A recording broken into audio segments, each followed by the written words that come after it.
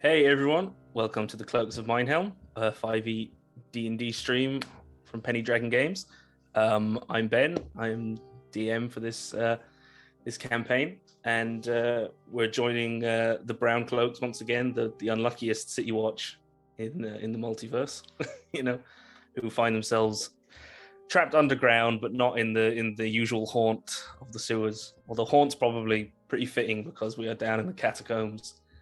Trying to find a necromancer's tomb and stop him from leaking, toxic necromantic energy everywhere, which is, as you do, pretty standard, police force stuff.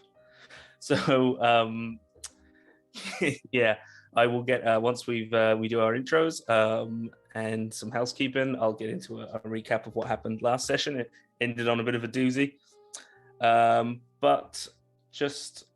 If everyone could give the folks at home, maybe those who are maybe joining us for the first time, a little rundown of who we're playing. So first off, just look how I have you on my screen. Fona, would you tell us a bit about who you're playing?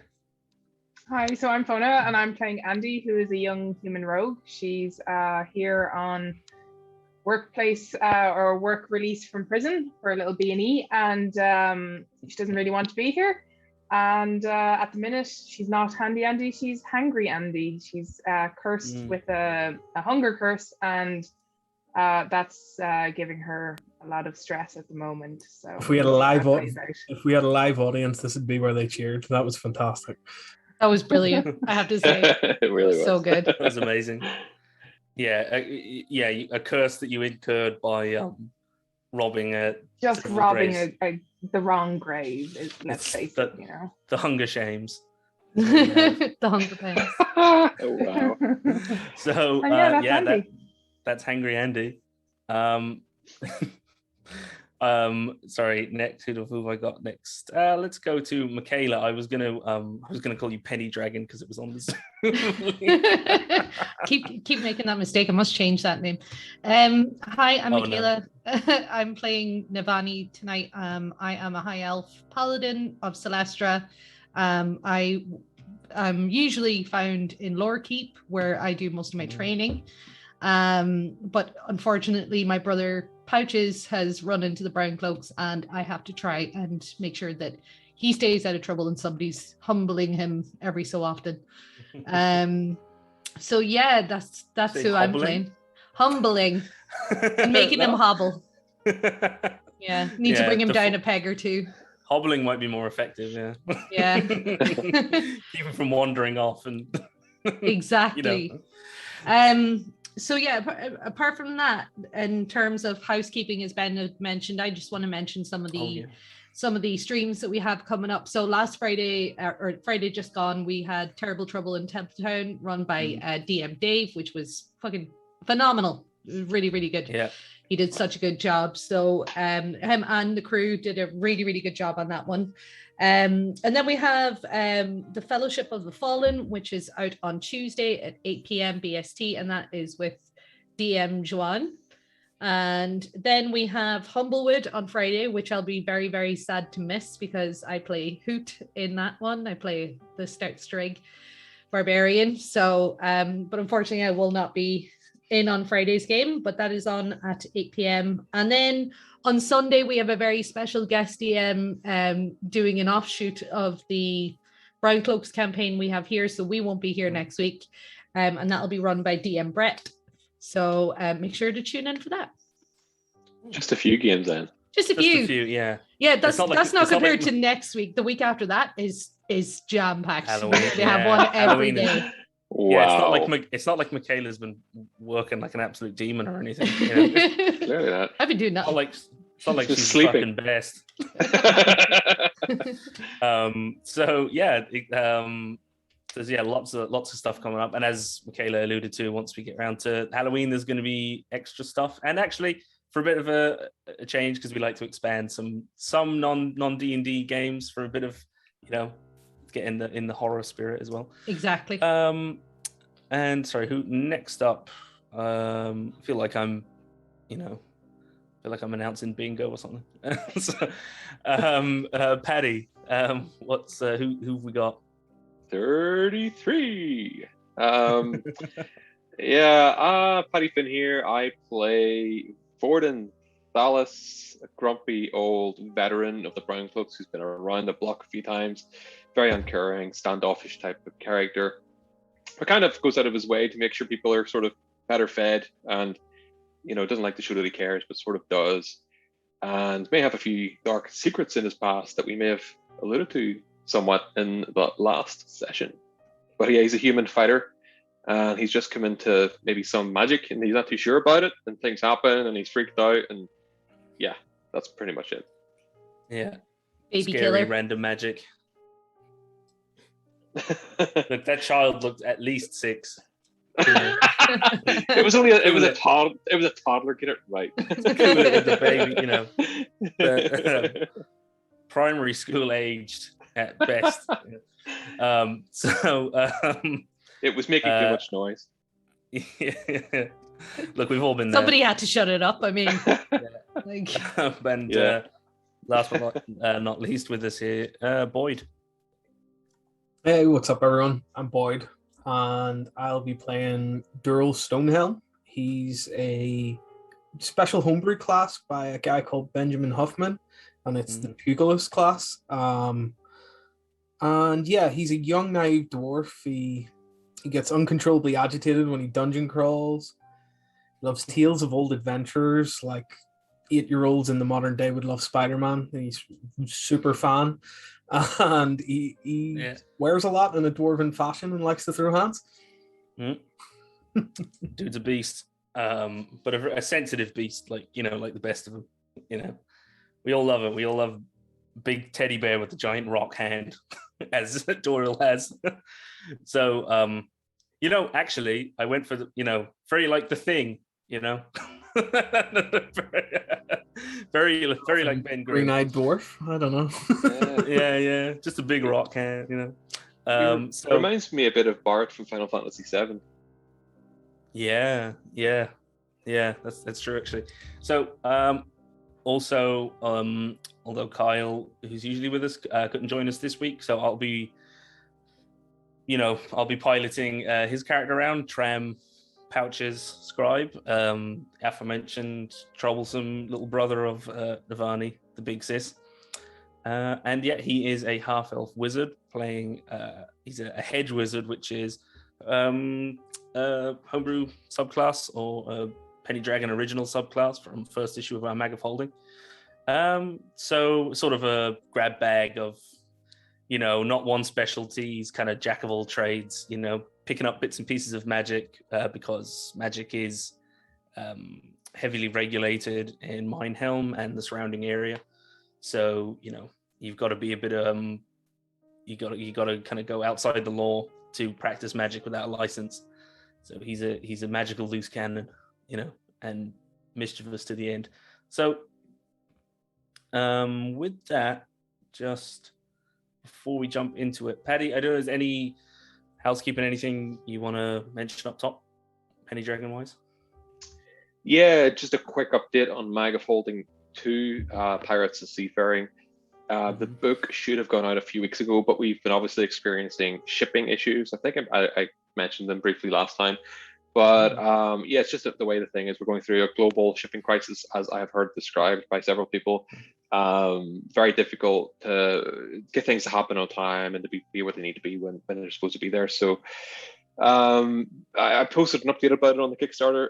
Most people were understanding, and we generally get things out much quicker than most Kickstarters anyway. So I think people are okay to wait a few more weeks. But good news is that stuff arrived. I got confirmation from the warehouse in California that it arrived on Friday, so they have it.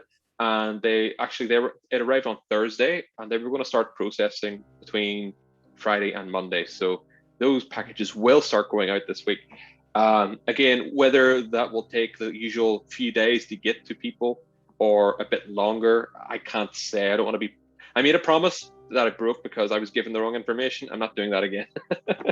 Yeah. So just to people back that Kickstarter, just to be aware that it might take a little bit longer for you to get your stuff, but it is sort of slowly but surely making its way to you.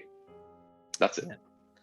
The what I think I don't think he coined the term, but I think it was Matt Colville who referred to the shipping apocalypse, as people have been calling it. With all, yeah, pretty much. Yeah, we're all slaves to the shipping apocalypse.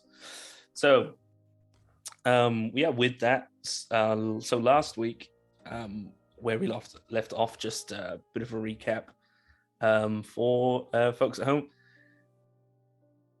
So the reason we were down in the catacombs was not on official Brown Cloaks business, but an individual that the party had a run-in with just after their first mission on stream anyway.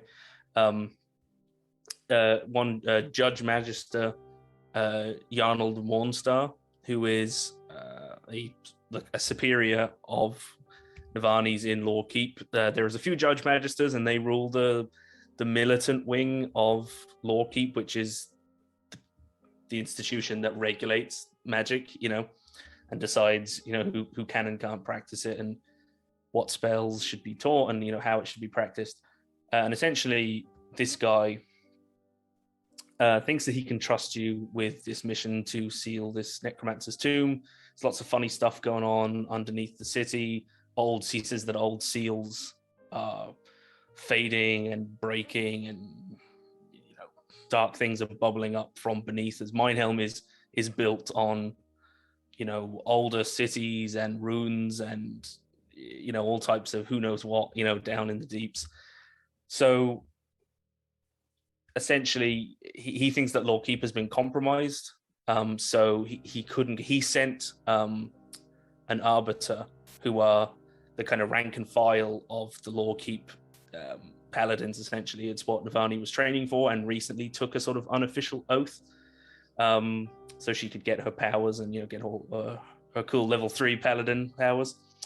So he sent one of his guys, one of his few trusted underlings, but he didn't return. He had been gone for 2 days, and so he said, I think I can trust you. So should you, your mission, should you choose to accept it, is, while you were quite hungover, plan a catacombs delve and go in and try and stop this necromancer. So you'd accepted, and I think largely for Navani, partly for many of you for Navani's sake, this was sort of very important to her. And you've been down here for, probably about 8 hours. You were adventuring. It was all very harrowing, very tiring. The entire time you had been sort of stalked by this ghost of a farmer. Looked like a farmer or some kind of a peasant, bloodied and carrying a very ornate sword. And eventually, depleted, you decided to take a long rest. And during that time, on the second watch, this ghost ambushed you, possessed Vorden, and tried to take all of you out.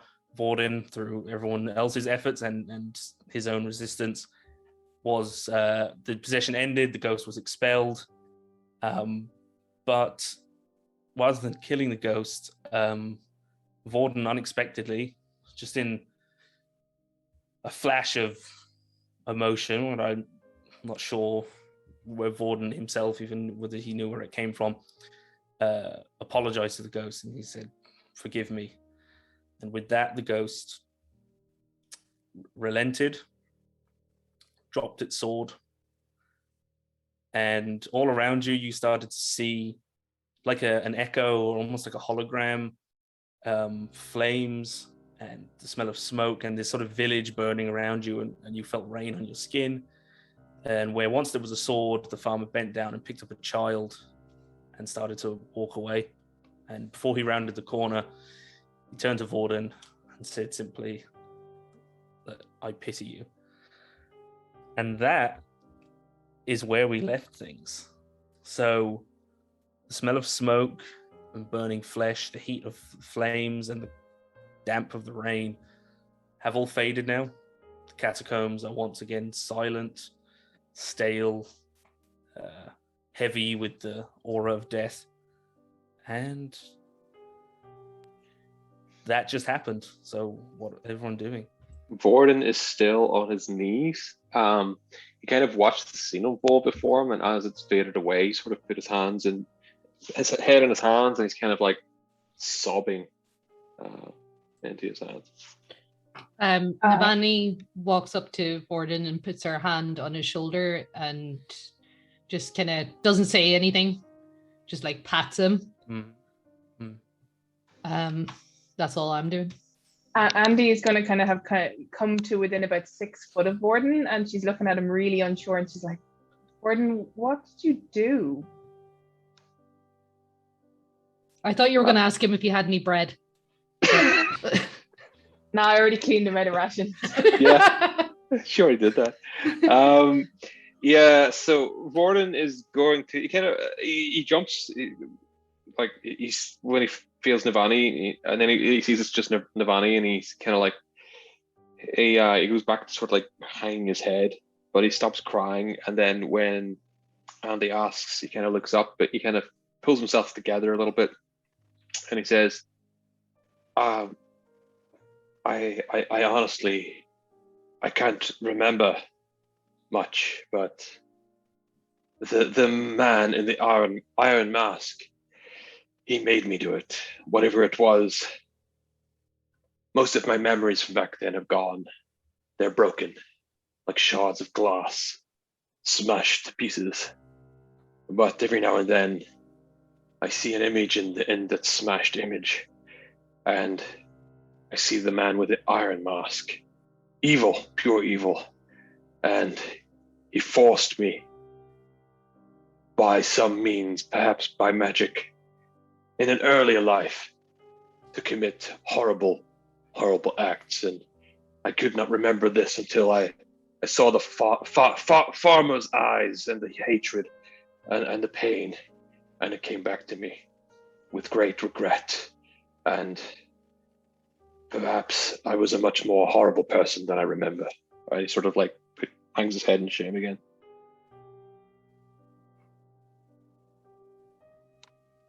Andy just looks even a little bit more freaked out by that. Chat says, "Hangry Andy, there's salt in those tears. Lick them." She's probably getting that desperate at the moment, I'd say. If only those tears had been there when I was eating the seaweed. Sauce. Yeah. Pouches just kind of leans against the wall, like not really sure what to think. Well, I suppose that was eventful. I don't know about you guys, but I still need to rest. Pouches says, I mean, it's still my watch. Yeah. Damn right it is. Yes, he looks at the ground and kind of been told off by Big Sis.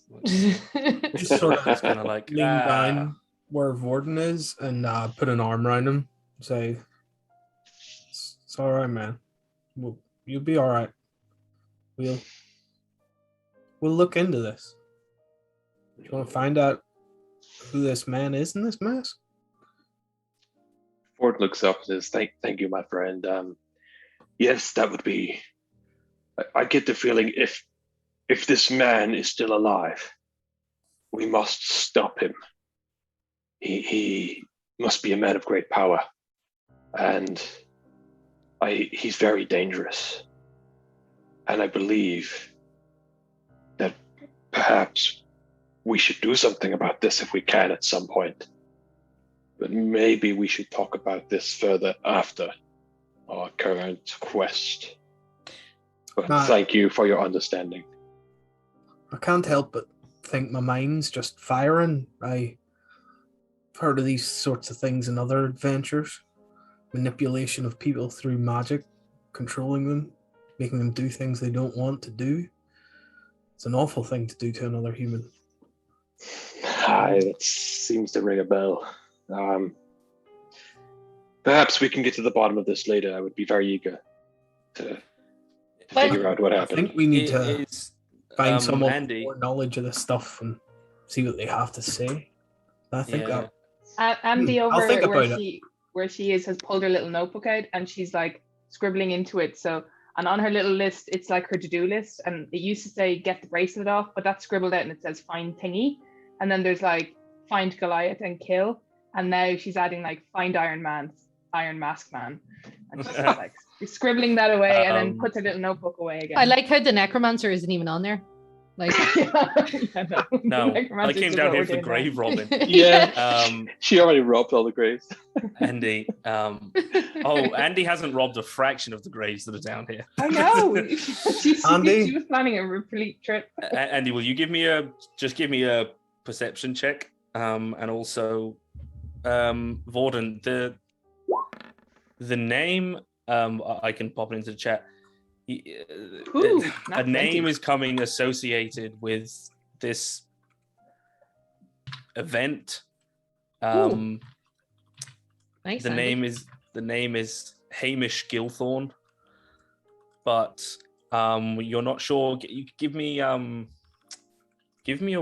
wisdom save. I look over at Andy while I'm hunkered down beside Vorden, and I say, maybe we could. This might be a moment for Ember. Help me. And so she did, like, with sudden inspiration for that, she pulls Ember out and she's like gives Ember a little pet, and then she like she doesn't quite properly approach Vorden. She kind of comes within reach and then holds Ember out towards him. Little dangly legs again. Just as Andy was doing that, Vorden, the name, you're pretty sure that guy, the farmer, is Hamish Gilthorne. So yeah, that's Hamish Gilthorne. Because you weren't sure if it was like, is that the guy in the mask? Is that guy? And then every time that you're sort of trying to remember these very painful memories, there's. It may be purely psychological. It might be magical. That this kind of repression that obviously something he doesn't want you to remember. And Andy, just before, as you were watching Ember, or as you went to the, Ember's attention was laser focused on Vorden when he was talking. Yeah. So is Andy offering Ember to Vorden? Yeah, she's kind of holding it out like the Simba move again, where it's like... Vorden his hands come out, but they're kind of like shaking, and he sort of hesitates and he's not sure. But then at the last second, he just throws his hands out and goes. He holds the Ember tight and kind of curls into a ball. Ember kind of does, not like nuzzles in, but Ember sort of, like if you're, say, petting it, it's more like something a dog would do, but when you're like petting a dog and it will kind of go like, and like put its paw like over your, where it's like over your wrist. So the cat, Ember, like puts the hand over your wrist. I love how Ember's becoming the party support animal. I know. Yeah, we need to get her one of the vests. Yeah. I want to get an cloak. armor for it. Like, I want to get a whole armored cat. Plate armor, and it says, emotional support.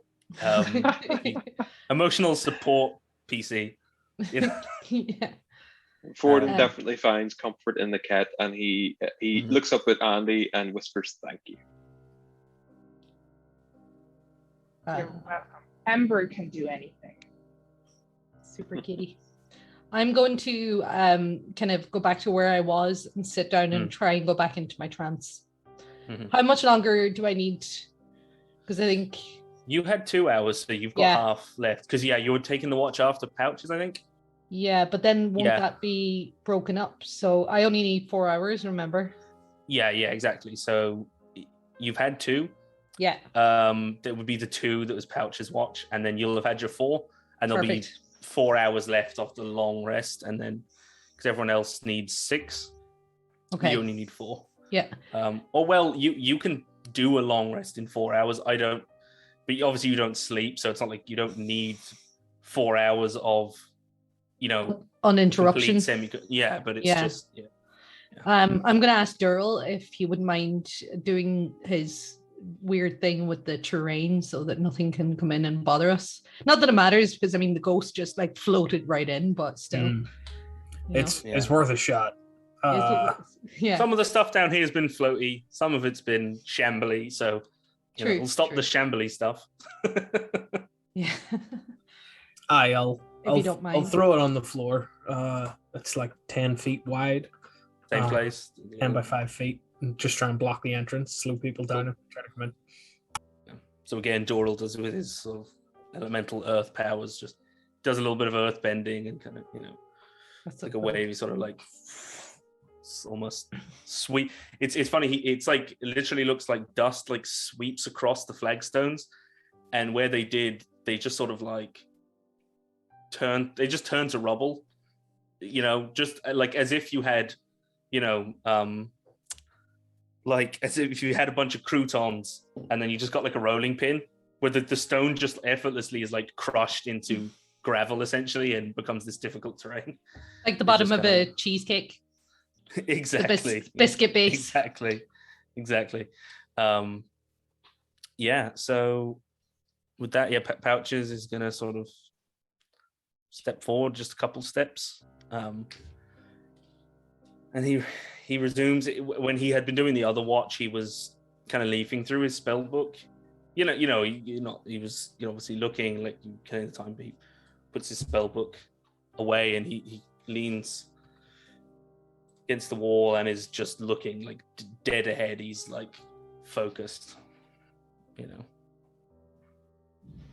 Andy has found herself like a spot to sit back down, and she's kind of chewing on a bit of meat and staring at Pouches.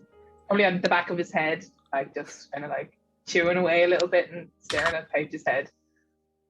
Sorry, I just did it. I didn't. I just rolled and realized Pouches just looks around. It's just like without turning around. It's just like Andy, stop staring at me.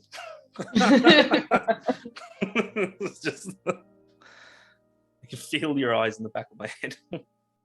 She goes back to scribbling pictures in her book. I'm not dead yet. You can rob me when I am.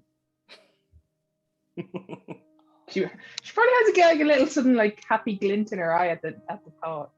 Ooh, that counts as a will. He totally said I could. That's a verbal contract, which are legally binding, to an extent. Yeah. So, some Pouches is making another watch. Yeah. So, assuming everyone settles back in. Andy, you only needed a short rest. Did you roll your hit? You rolled your hit dice, did you? I did, yeah. I You did did. crap on it, but I rolled them. So she's basically kind of resting, but not long resting. She's short resting. Yeah, because she only needed. She's not any resources to get back or anything. It was just the hit points. So, no Pouches. It's pretty quiet for the rest of you. It's shaky. It takes the better part of half an hour for most of you, particularly Vorden. And but surprisingly, Vorden, you find yourself falling into sleep like very, very quickly. You were anticipating, staring at the pitch black ceiling, but I think the whole experience was quite draining. It just kind of left you.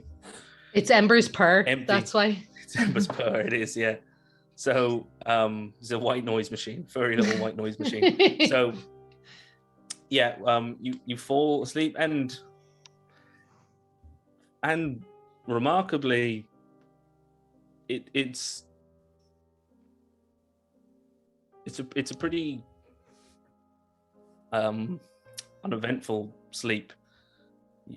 You don't slip into one of those nightmares which you were basically counting on. That there was going to be some horrific nightmare, but I don't know. The nightmare came out in the daytime this time. So the rest of you, for Pouches watch, nothing happens. There's a couple of errant sounds, bit of rubble, maybe, breaking loose from the ceiling, but it's uneventful and much relieved. Pouches approaches you, Navani.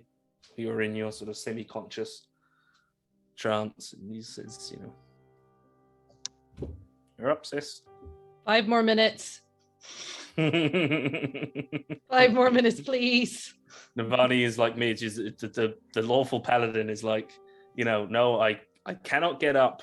I have to get up at 5 past the hour or 10 past. It has to be a 5 or a 0. It has to be precise. I'm not getting up at 9:03 like a psychopath. I'm going to snooze for 5 more minutes. I get up. Like, but I can restore myself back now, right? You can. Full everything. Thank you. You have long rested. Celestra for that. I am delighted. Which is a good tactic, actually, of Navani taking the last watch, because she can be. That is. I forgot to do it. It's not really. It wasn't really an issue, but I think we are, because I think we mentioned it in sort of session 0, but we will implement the optional rules for resting in armor, where you don't get if you rest in like medium or heavy armor. But I'm pretty sure like everybody but Navani is wearing light, but it's kind of, I'd say I could probably waive it, because it's really for sleeping, and Navani doesn't need to sleep.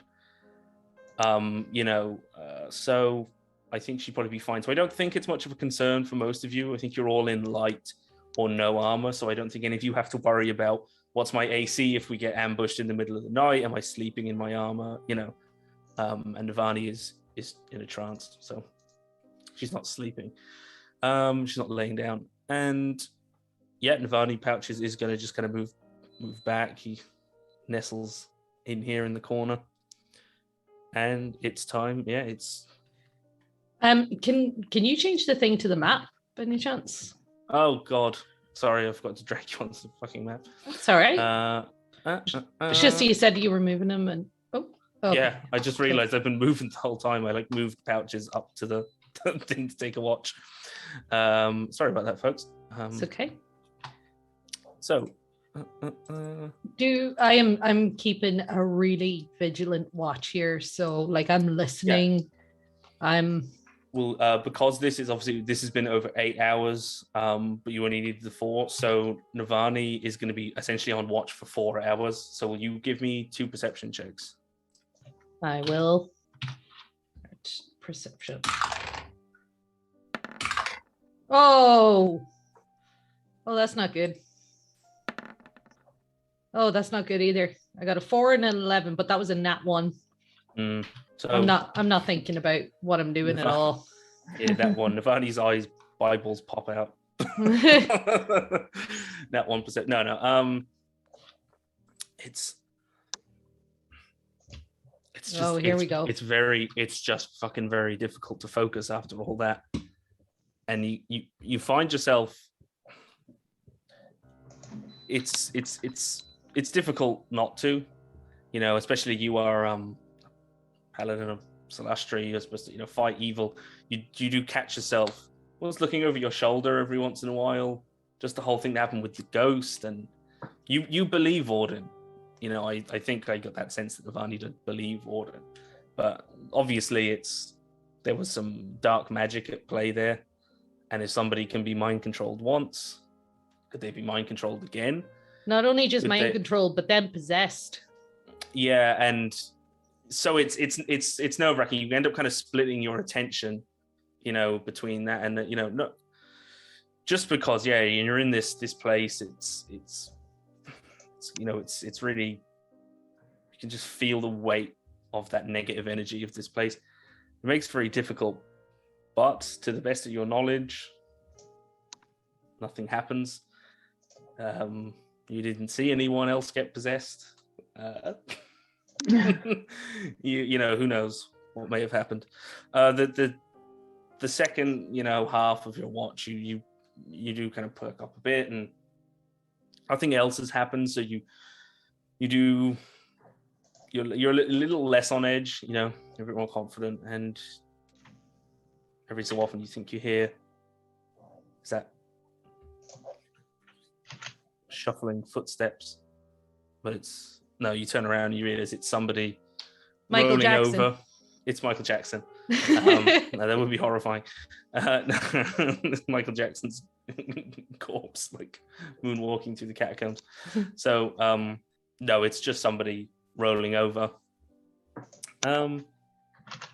And after 8 hours in this chamber, Doral, Warden, Pouches, Andy, you all start to regain consciousness one by one, waking up.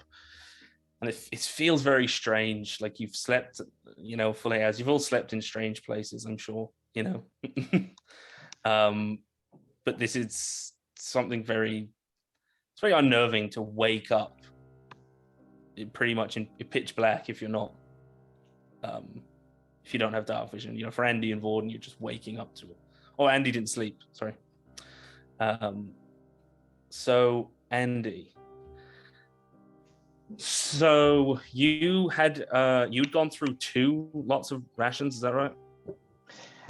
So I had rations that I've been munching on the whole time through all 7 hours of the watch, but I ran out of food in the last hour. Oh, sorry, one other thing actually. Sorry, Andy, will you give me a perception check? Because or give me 2 perception checks, because you were awake. Sorry, I should have.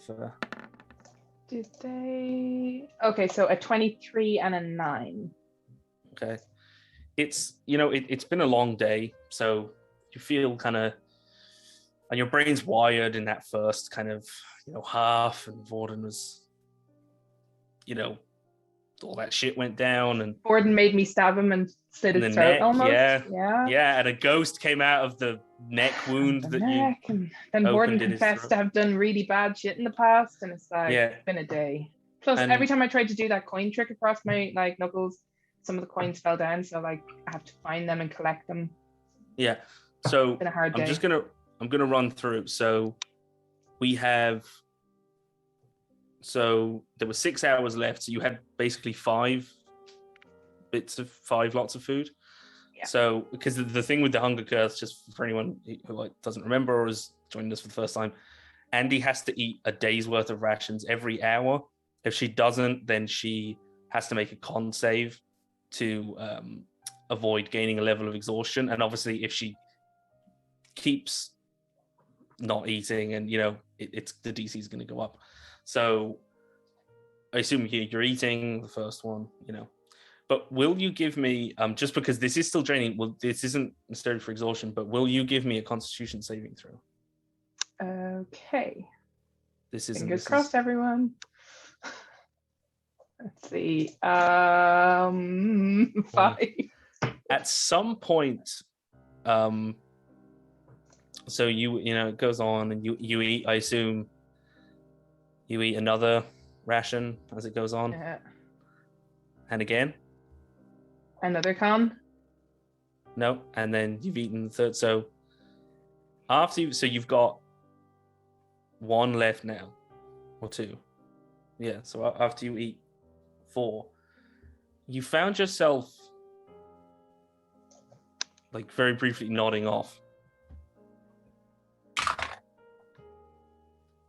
It's that thing, you fall and you kind of jerk awake. And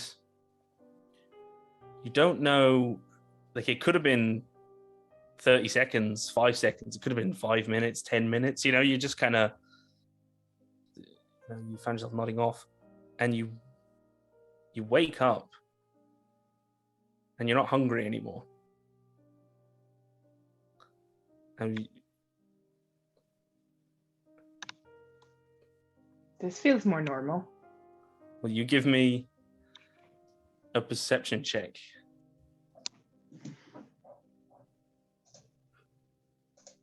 I was getting sick of the taste of rations. 7. Well, it's just disorientating, but you still feel the strength in your muscles a bit weakened from that first curse with the strength save and check disadvantage. But yeah, the hunger's gone. Very, very thankfully, still kind of looking a bit puzzled, not sure what happened, but so happy to took away the rations because rations don't taste that good, and I don't think I've eaten this much in my life. Yeah, and yeah, that's but that you know, you had the last 2 hours. You know, you're not hungry anymore. You kind of slump back, chill out. Some panic has, you know, dissipated, and then all of you, you know, you start to rouse yourselves at the end of the long rest. Navani, you hear them all stirring behind you, you know. Yeah. Okay. Everybody's awake then. Technically, Pouches says, I am conscious. I'm Just moving put it around that on my way. hands and knees, patting the ground, trying to find my missing dropped coins.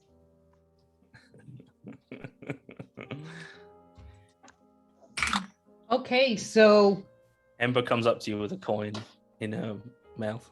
Oh, good, Ember. Your training is coming along nicely. She needs a neckerchief and a bandit mask. Yeah, I'm going to scoop her up and pop her back in my pocket. Yep. Okay. How long does the terrain thing last? I think it would have. Is it an hour, Boyd? Is that what it is? An hour or something for the Mild Earth? Yeah, 1 hour. 1 hour, and I can dismiss them. Okay, so yeah, it would have. Obviously, Jordan would, you know, when he fell asleep, he wouldn't have been able to keep, you know, redoing it. But it was there for the first hour, so that has since like it happened very slowly, but you kind of saw it. The gravel kind of started to rumble back together and kind of knit into the cracked flagstone that it was before. Cool. Navani turns around and says to everybody, "Are we ready to go? Is everybody okay to keep going now?" I think so.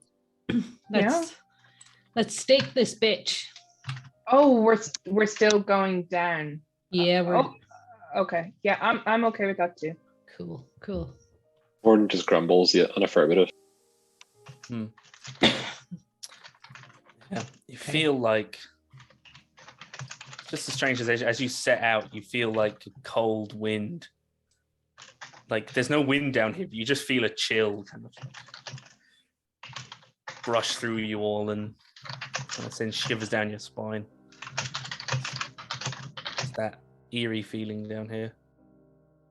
And Pouches starts moving along, getting the fuck out of here.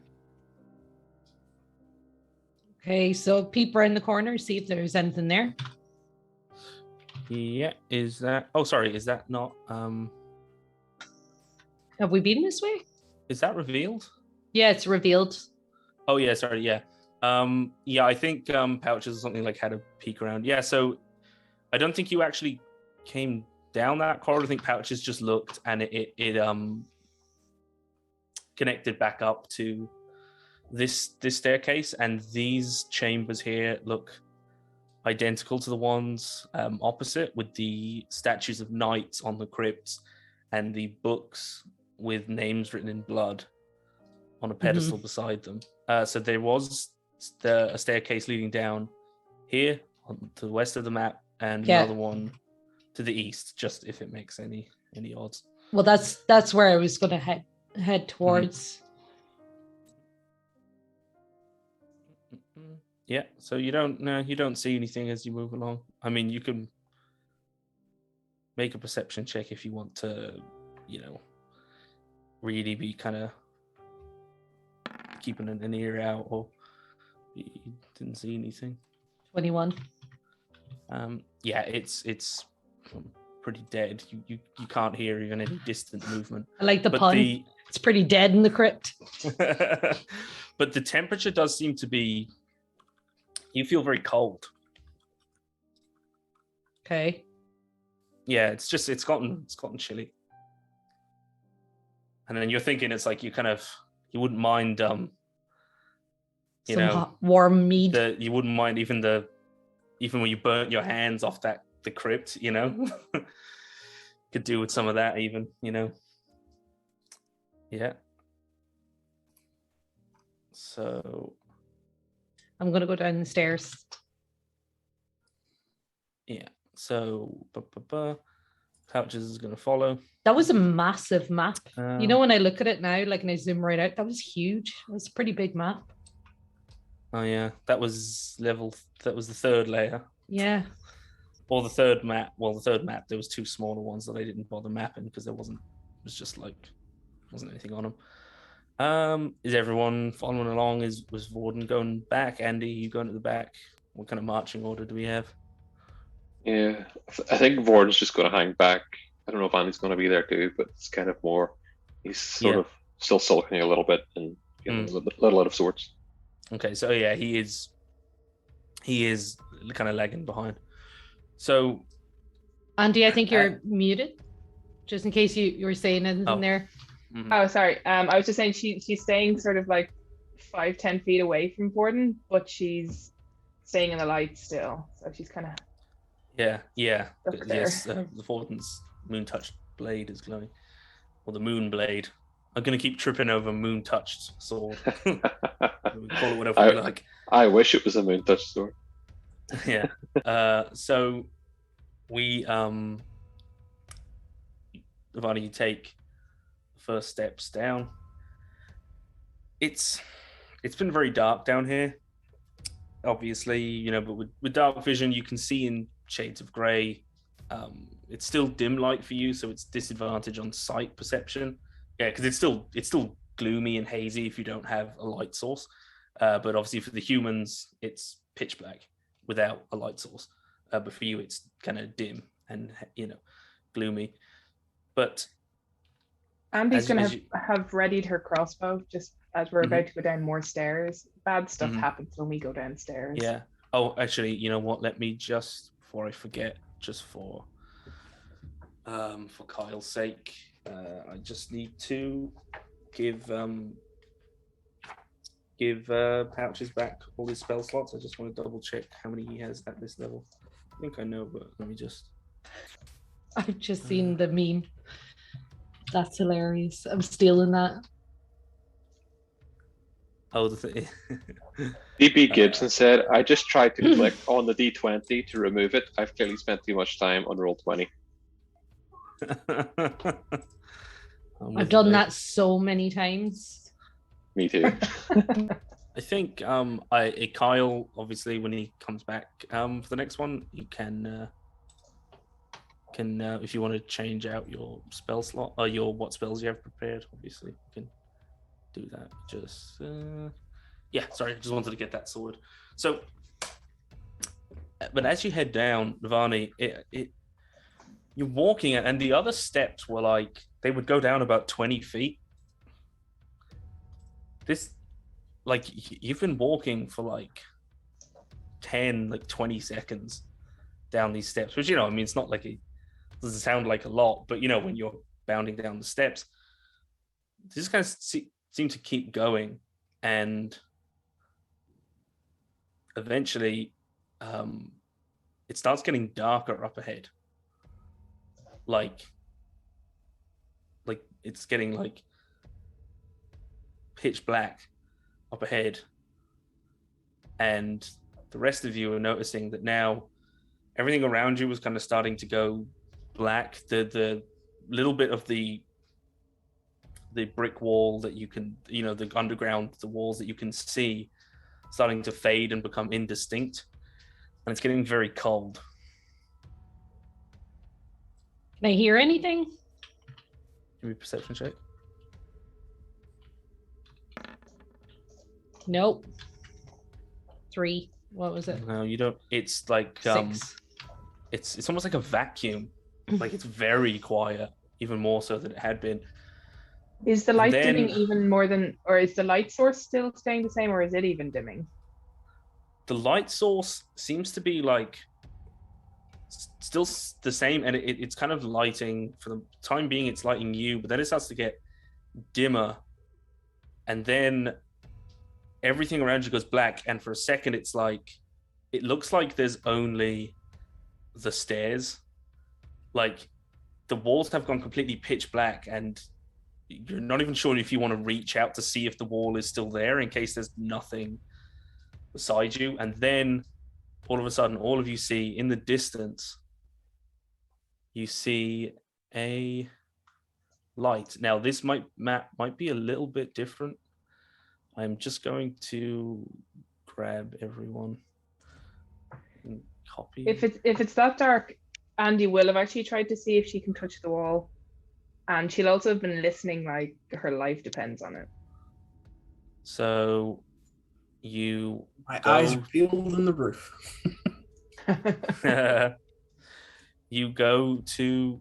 I'm just gonna have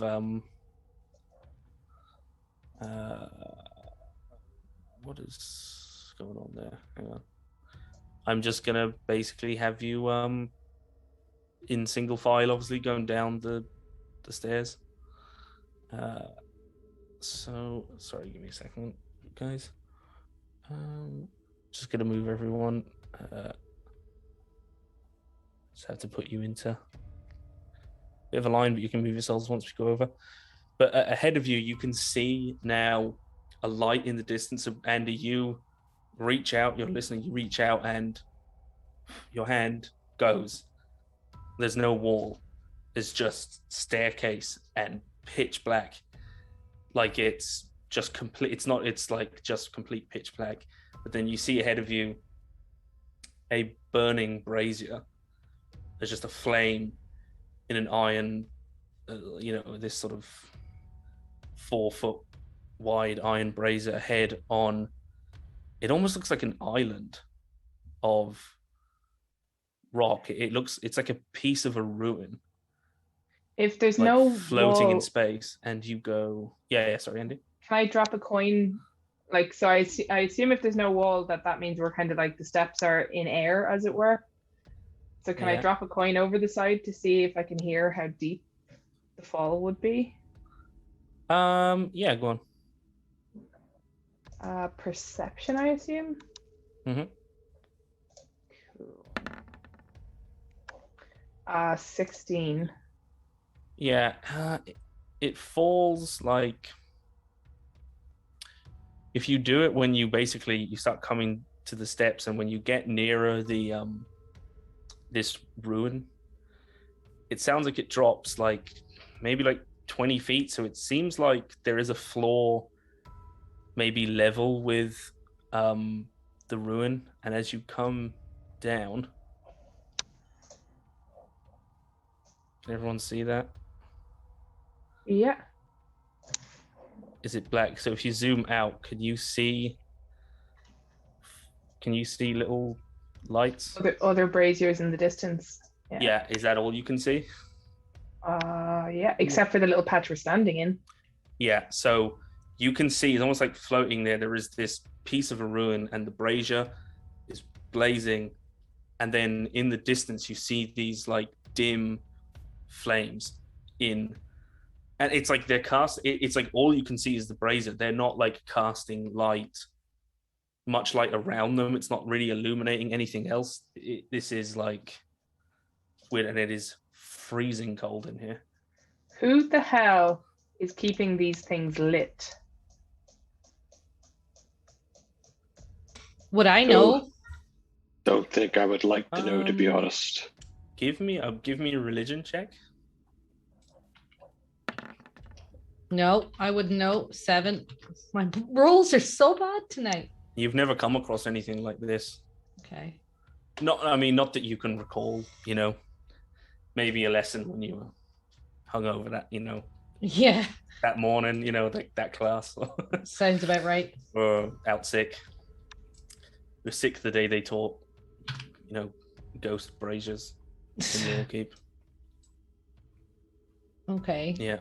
I'm going to move. And it's funny, Vorden and the rest of you notice that Vorden, the light from the moon-touched sword, it gets to the edge of what you can see there. It gets to the edge of the ruins, and it just stops at this curtain of black. it's like the black is just drinking the light. Okay. Anyone else notice the strange darkness beyond the light? Yeah, it's creepy as fuck. I'm going to ask Pouches to determine what this is. It's kind of like, okay, I'll make an Arcana check. Let me just get his, what are they? Fishy. Oh, did I pop it out? I just accidentally drew a little red. So. I accidentally just drew a little red line on the map, by the way, and I can't That's figure out how to fine. get rid of it. I don't know if I press undo, will that get rid of it? Or is it only the person? Hang on, just That's it. It's Ember. It's Ember, yeah. Where is Pouches? Jeez. Okay.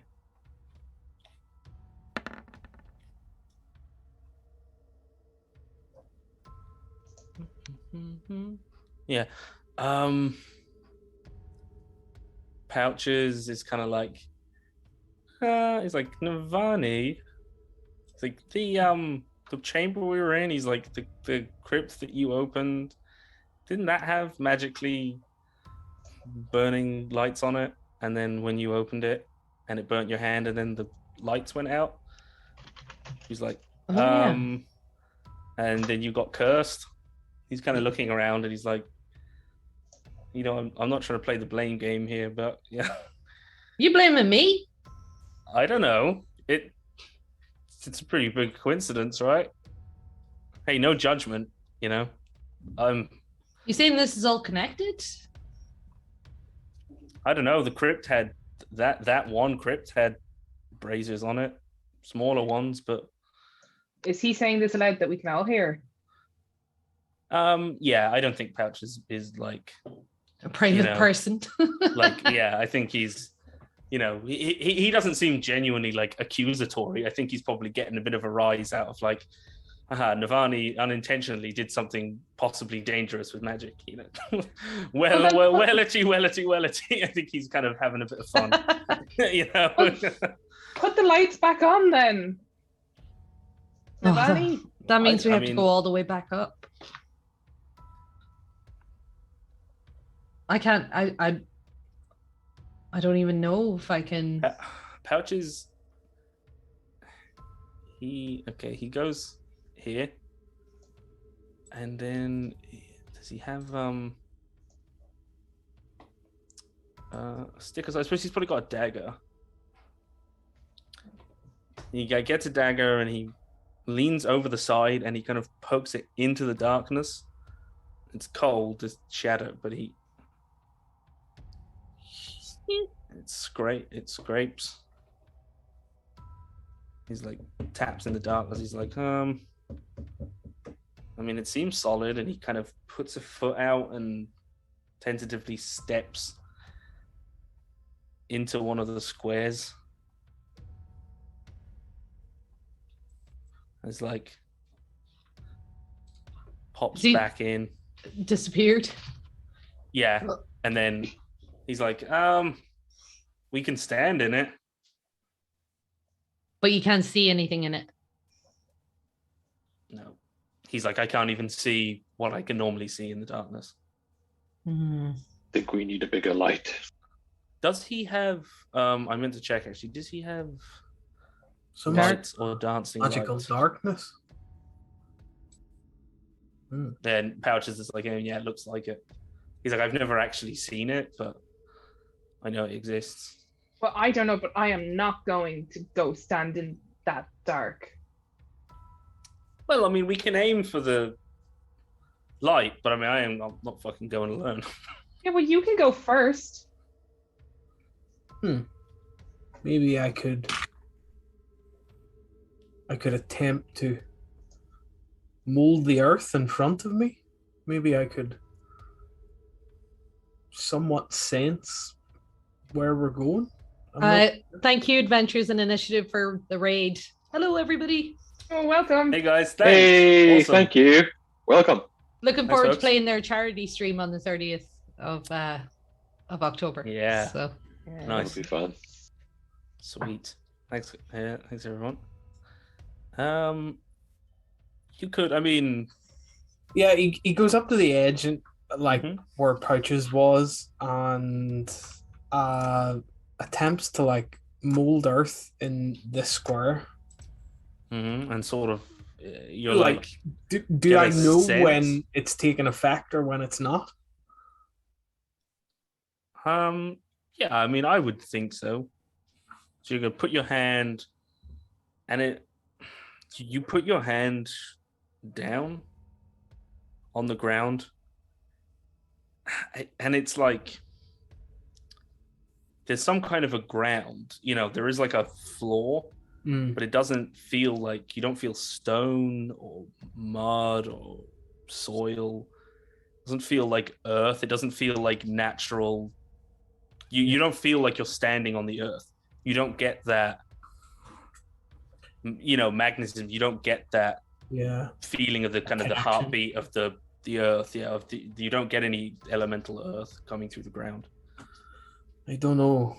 I don't know if it doesn't work or if maybe this is a stupid. Maybe we should go upstairs and I don't know, rotate some candelabras or something. I'm not too sure. Like you put your hand and it's like it's solid, but you're not sure if this, whatever that darkness is, you're not sure if you're in the catacombs technically. Weird. Right. What do Okay. you think? Should we just go upstairs? I mean, we Try could. back to where we were. We could, but what difference would that make? The braziers are gone out now. Well, let's try it. Let's. So, what Who's if the fastest we go runner? Sorry, pardon. Who's our fastest runner? Hmm. I believe that is you, young Andy. Not me. Oh, Yeah, right. that Yeah, we should go upstairs. All right, aye. It's all right to send someone off to their death, but we can't send you on your own. You're too. Oh, no. I could fall down. Somebody could hit me. Come Nobody's on, going anywhere on we their all own. go together and hold hands. We all go together. That's it. Oh. Okay. Here's what I I'm thinking. I have What a if vision we of us go- like, those things where the kids are going and they're like a long chain of them all holding. Here's what I'm thinking. Maybe we go up and go down the other exit. We could try it. Or maybe it has something else. I don't know. Well, we're not getting anywhere down here, so let's No, go. we're not really. Let's are go we? back. Sounds like a Mhm. reasonable option. So we're going to go back upstairs. Just before we go up the stairs, in the area of light that we can see, my coin that I threw down isn't around here anywhere, is it? Typical rogue. It fell into the it hit In the darkness. floor, but it's in the darkness. Yeah, it would be like to the. I assume it depends on whether you threw it To the north of us. on the eastern or the western side of the staircase. Yeah, okay.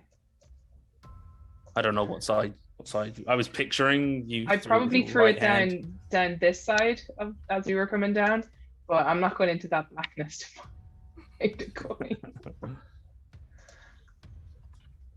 Pouches is like itching that it's kind of like magical. That's like this place is maybe like magic. It's like, is this place all magic? It's like, okay, fine, and he's kind of dragging his feet. Up the stairs. So you keep walking. About 30-40 seconds goes by. It's very dark up ahead. You keep walking. I don't I mean, remember the stairs being this long the way down, dudes. How long do you keep walking up into darkness before you stop?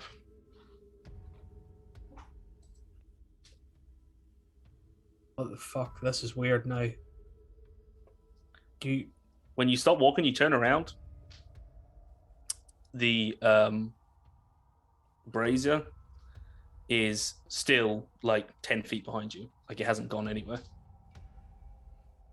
The hell?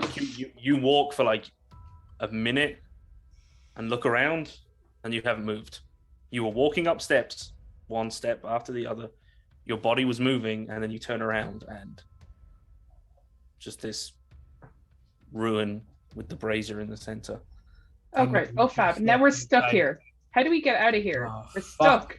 Ah!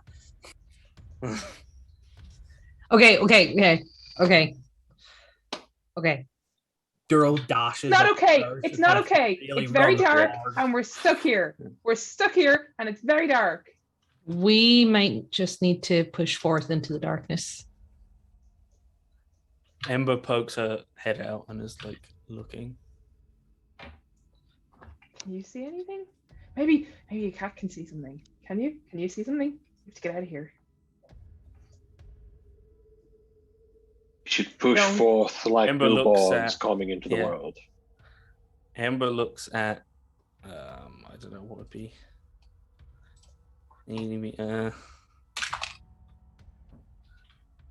I don't know. Looks, you know, this. If you zoom out, like to the bottom right one, just kind of looks to one of the lights. So Ember's just looks like meow, meow. Just kind of like tilting her head. Oh god, there's something in the darkness. There's something in the darkness, and we're stuck here. I want to use my divine sense. Yeah. Do I have anything I can set on fire? Where's my inventory? You can always set something on fire. If you have friends, you'll always have something to set on fire. I'm wondering, let's do I have let like me a piece just- of wood or? Anybody cast light? So, Navani, you do ping of the divine sense, so it lasts, it's like 16 seconds. Mhm. Actually, if you zoom out the map, you might not be able to. Can you see my ping Yeah. thing? Yeah. Something undead here. And then the sense, the ping, the EMP fades. Can I Okay. wrap a bit of cloth or something around one of my arrows and set it on fire from the brazier and fire it into the darkness? Sure, So go for it. do I need to, since I'm not targeting anything, do I need to roll, or can I just tell you? what I'm aiming Well, for? I would say give me a roll. If you're aiming it at one of the distant braziers. Probably aiming it like sort of somewhere around here. To Oh, see you're if just it firing basically- into the I'm darkness. firing wanna- into the darkness. I want to see if- stop Andy, and I want to kind of tell her Mhm. the general direction where I sense something. So I want her to aim, but I want her to aim where that my thing's not pinging. So over here Oh. somewhere. yeah, it was. Why isn't mine? Yeah, where don't know. Ben's Yours, pinging. yours was going, because I could see it. Yeah, it's not happening anymore for some reason. Are you on? Did it switch layers or something, I don't know. or on a different tool or something? No. Well, hold on, I'll try it again. I saw the yellow one as well. I saw it I too, did. but now it's just Maybe not letting me it's- do it. Maybe just refresh roll 20. I don't know. I'll just do that, but Pain in the ass. Did you switch it on and back on again? Yeah. One of those glitchy things. So So you're if telling I am actually Andy targeting to fire in something, that general direction. yeah. is that an attack with this? It is an attack with disadvantage. Yeah, it's not letting me. Why isn't it not select? Okay. Weird. Oh crap! I didn't do it with this. Hang on, I'll roll twice. Oh, So 12. That's an So ordinary arrow gun. aim the arrow, and it just gets swallowed up by the darkness. The light doesn't penetrate at all. No. Just this. Oh there's god! just Oh god! We're gonna die. Nothing. I'm too young to die. I It's gonna can't be die down dark. here. Screw this. Should I try an explosive arrow? Would that work? Maybe more fire. More On. brightness? Hold on, we don't want to set the place on fire and then we can't escape. Wait, At least then it would be bright. yeah, you don't know that though. maybe don't set the place on fire. Yeah, I don't have anything ranged, so somebody with ranged, a bow or something, we're just gonna have to keep hammering. I'm just gonna log out of roll 20 there and log back in because like can I you only like do a have so many magic arrows. missile or something? he gives sorry, I'm on the wrong thing. He's like steps kind of like around. Where was he? So he kind of steps up here and he fires in that general direction. He's gonna do Ray of Frost, which I think that's his Signature kind of move. basic. Yeah, he's like basic attack spell. Oh man. Same thing. It just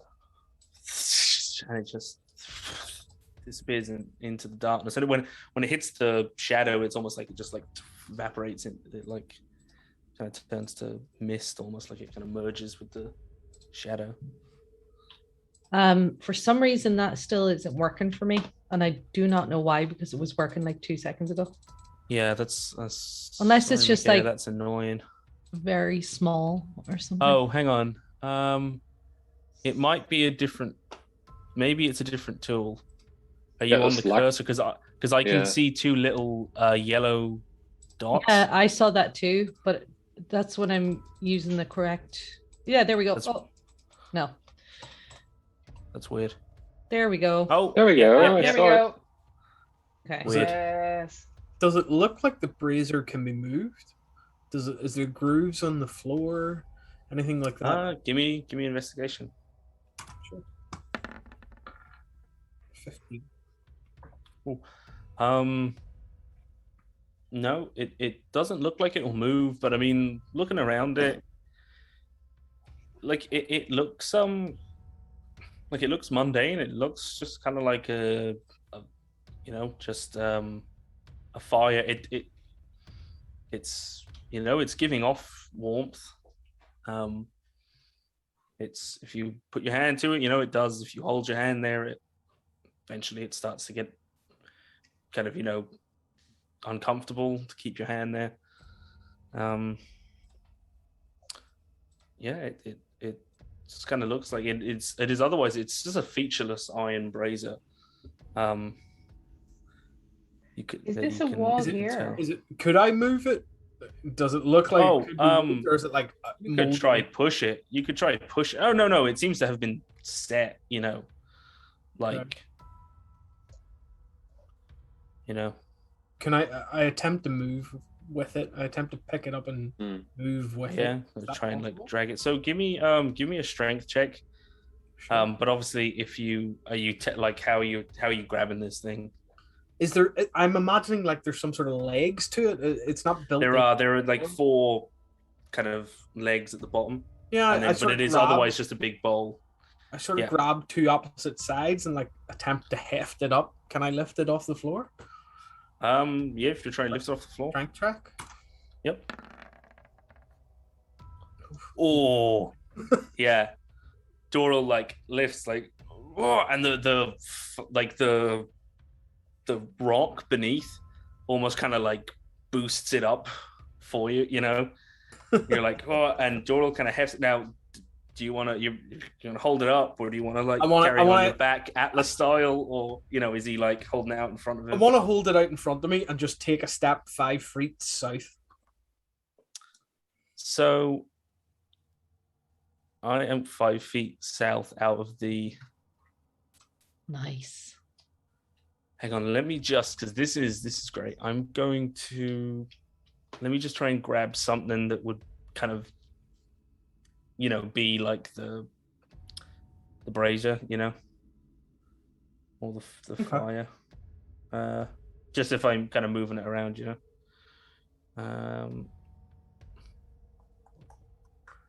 looking at tokens and stuff. Yeah, but Doral, like he lifts it. He's kind of it's like the world's most impractical lantern. Yeah. Dave Gibson said Doral lifted the entire dungeon. Yeah. I guess this will hang on, let me just kind of make it once brute strength and ignorance was the answer. Yeah. Yeah, I'm just gonna keep this kind of this I'm not sure if actually with the snap to the grid, I don't actually know if I can make it any smaller than that. It'll probably just fit to the square, but I'm just gonna kind of leave this off to the side. But what I'm gonna do is, so if we assume that Doral is carrying it, I'm gonna give him. Sorry, what is? Let me just double check this now. Would it be 20 feet, I'd say? Or what's a lantern? Sorry, I'm just checking there because I'd say it would be more like a lantern than a torch, because obviously previously this was just lighting up the bounds of the ruin. Yeah, okay, so I'm just gonna put like about 20 feet. Yeah, but then if you start moving it, you take a step south off the bit that you can see, essentially, is it? The new pieces illuminate? Does the light, does it, Yeah, so let me just... That's really my question. Can I move this to help us see? Yeah, I'll say that 10.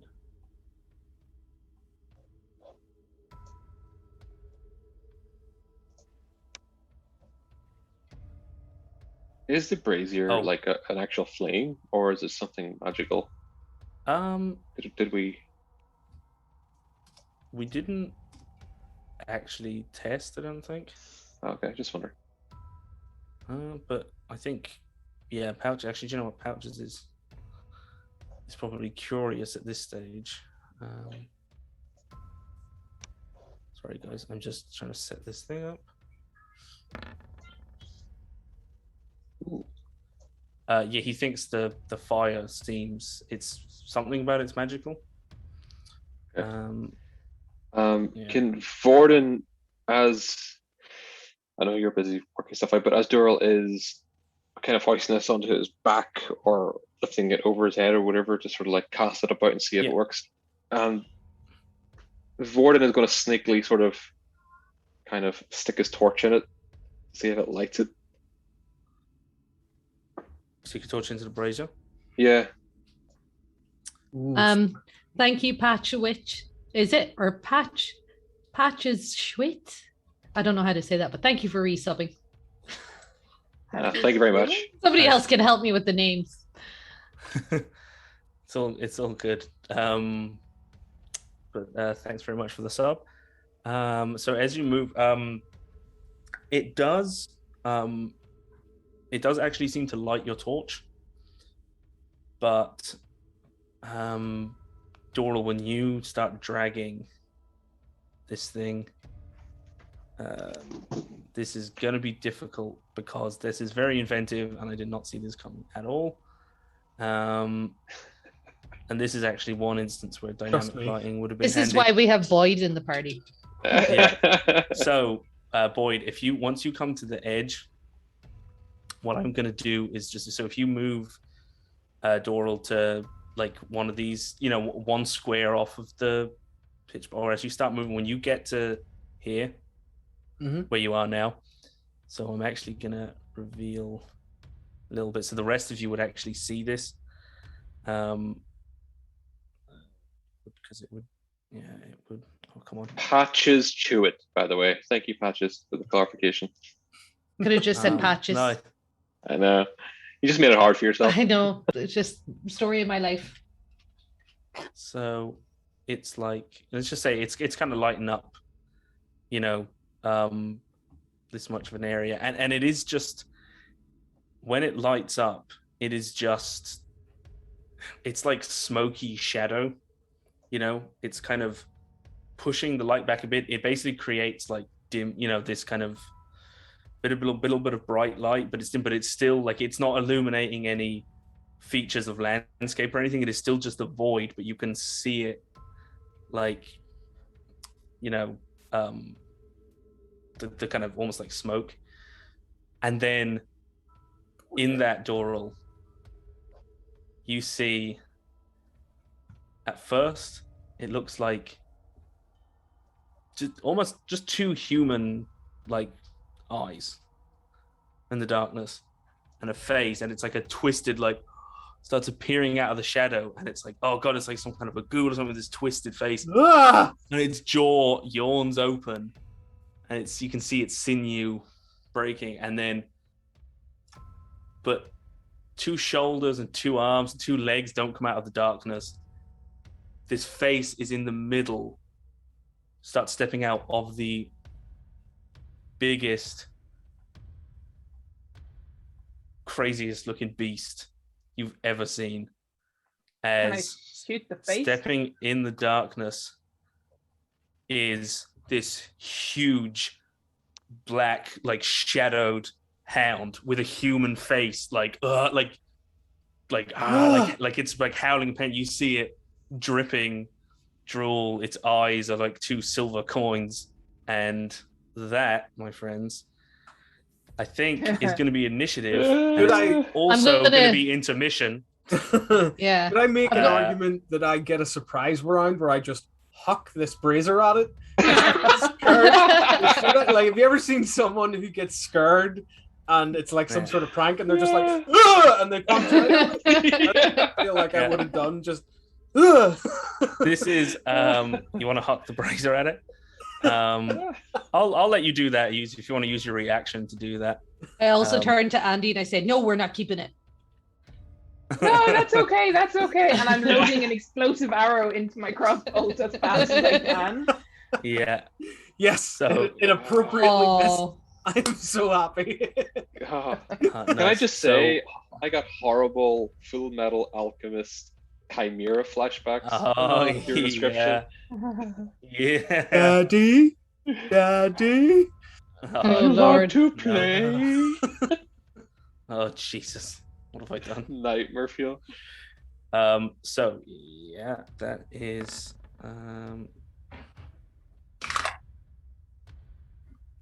cool. Where is that not going in? So yeah, we roll initiative, and we're going to take 10 minutes. 10-minute intermission, and when we come back, we'll have combat with the giant shadow beast with the face of an agonized human. Yeah. It's just going to be fun, you know? What I more could need you an ask for? adult. Yeah. And yeah, Doral has just fucked this. So what I'm actually going to do, Doral, is just put the brazier, like, I'm going to take that aura off of you, and I'm going to, like, you know, put something on the brazier.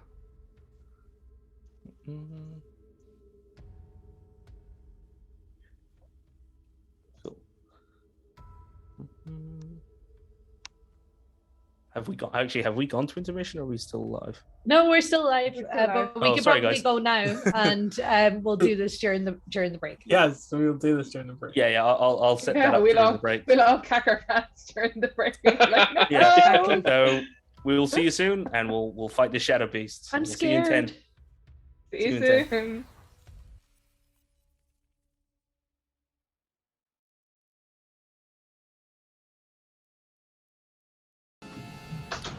Hey everyone, welcome back to the Hound Slaying Show. Or that is a show in which these people get slayed by a hound, not the other way around. Like, you know, like they would like. Yeah, I wouldn't watch that show. Yeah. Well, everyone, welcome back to Cloaks of Minehelm. Still here playing D&D down in the spooky catacombs of Minehelm. So, yeah, just before the break, we rolled initiative as this big shadow beast, this big shadow hound, sort of appeared out of the darkness as Doral threw the brazier at it. And yeah, its eyes are wild. It has a human face, this twisted human face on the front of this, just this hulking creature. And as all this has happened, apparently Pouches was very composed. He got off the mark pretty quick. And Pouches is going to actually, what's the limit on catapult? want to see the weight limit on it.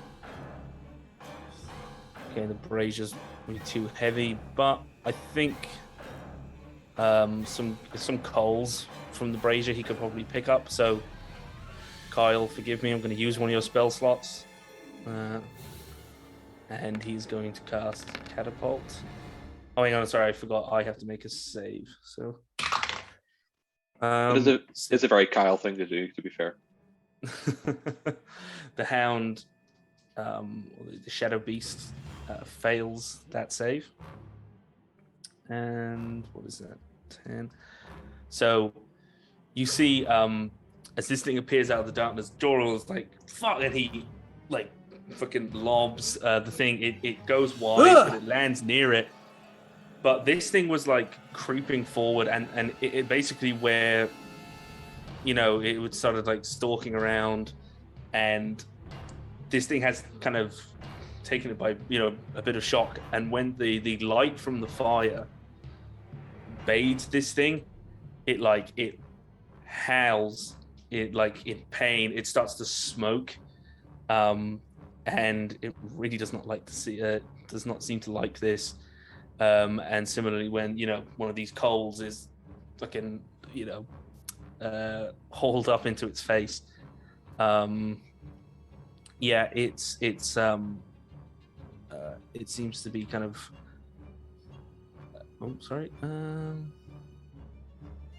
yeah, sorry, it doesn't seem to like the light. You're not sure if it's injuring it or not, but it seems to be recoiling from the bright flames. So Pouches is going to sort of just maneuver back a little bit after firing off Catapult. And that was Pouches, and it's Andy. So Andy, having already been freaked and then seeing this thing has loaded an explosive arrow. Yeah. Yes, I just have some of those, and is going to, or sorry, an explosive crossbow is what she's using. So that is a 17 to hit. Yeah, let me just give me 1 second. Okay, so on a hit, yeah, so that is a hit, and I'm gonna say roll. Has anyone? Nobody's within 5 feet of it. That's good. Will you roll 66? Yeah, will you roll 66 for me? Because normally they do 3d6, but does not seem to like the fire. Okay, so I'll roll 5 and then I'll roll the extra one. Yeah. 5 and then 1 more d6. So that's 15 altogether. Nice. Okay. Nice. Yeah. So this thing this like goes off in its face. You see flames lick across its body. It sears, like, and this smoke and like steam starts to sort of fall off it. It's like if you were to hit ice with, you know, with a flamethrower, it kind of just like all kind of comes off in these sheaths of almost like dry ice. And you can see like where there would be flesh or bone, there's nothing. There's just this, it's just more black, more shadow, but it's like taken chunks out of it. You know, it has dissipated the smoke and shadow around its face. Yeah, it did not like that one bit, and it's, you know, human eyes, these pained human eyes, like lock directly onto you, Andy. There's this tongue lolling out of its mouth. These like it has human teeth. Like it doesn't have sharp teeth. It just, well, I mean, it has canines, but it's just a human face on this shadow beast. It's fucking rotten. Like, so thrilled she's drawn its attention. I'm actually disturbed right now. Like, Me too. That's I'm like very shivers sorry. down my spine. I should start giving content warnings for yeah. spooky stuff. If any of you, so- I'm sorry, I should have asked beforehand if any of you had a phobia of shadow beasts with human faces. No. Very No, only specific, humans so, with yeah. shadow beast faces. They're very selfish not bringing that up beforehand. Yeah. I, for one, am usually- part of this game. Yeah. So, Andy, is Andy moving? So Or? no, she's gonna stick her ground. But now that it's looking at her, she's definitely loading up her next explosive bolt. Mm-hmm. How many of those you got left? She had 2 explosive crossbow bolts before she has to swap to the explosive arrows. Arrows, yeah. Which I'm 99% sure they should be identical. I don't think there was any difference between the two. So Yeah, they basically do the same. yeah. Oh, so that's Andy. Cool. That is Andy, and I think actually I think some people. Well, no, I won't. Never mind. So that's Andy. What was and- that, Ben? What? No, Never I was mind. going to do a helpful DM thing, and I'm like, you know what? No. Mm. Fuck those guys. Yeah. Good. Boyd was right. No clues. This is mine hell. Yeah. Yeah, No more so- Mr. Nice DM. Yeah. Navani, it's your go. Okay, so one thing I wanted to say was up until now, Yep. I have not been attaching my fighting style dueling damage to my attack rolls. Oh, you have to. Okay, Mhm. yeah. So I'm just letting you know that I've ticked that now, and that's staying on because I've been using my one-handed warhammer, which Sweet. I'm Yeah. going to be doing again. So I'm going to be Sweet. An extra 2, yeah. bastard. And that's that's on roll 20 for you, is it? So you can just Yeah. click it on and off. Sweet. Yeah, so I'm gonna move up. I'm gonna attempt to smack it with my warhammer, but Mhm. I also want to make it Right. known that I'm conscious about like sensing behind me as well, because I know that this is probably not the undead thing that I pinged earlier. Just saying. Mhm. 10.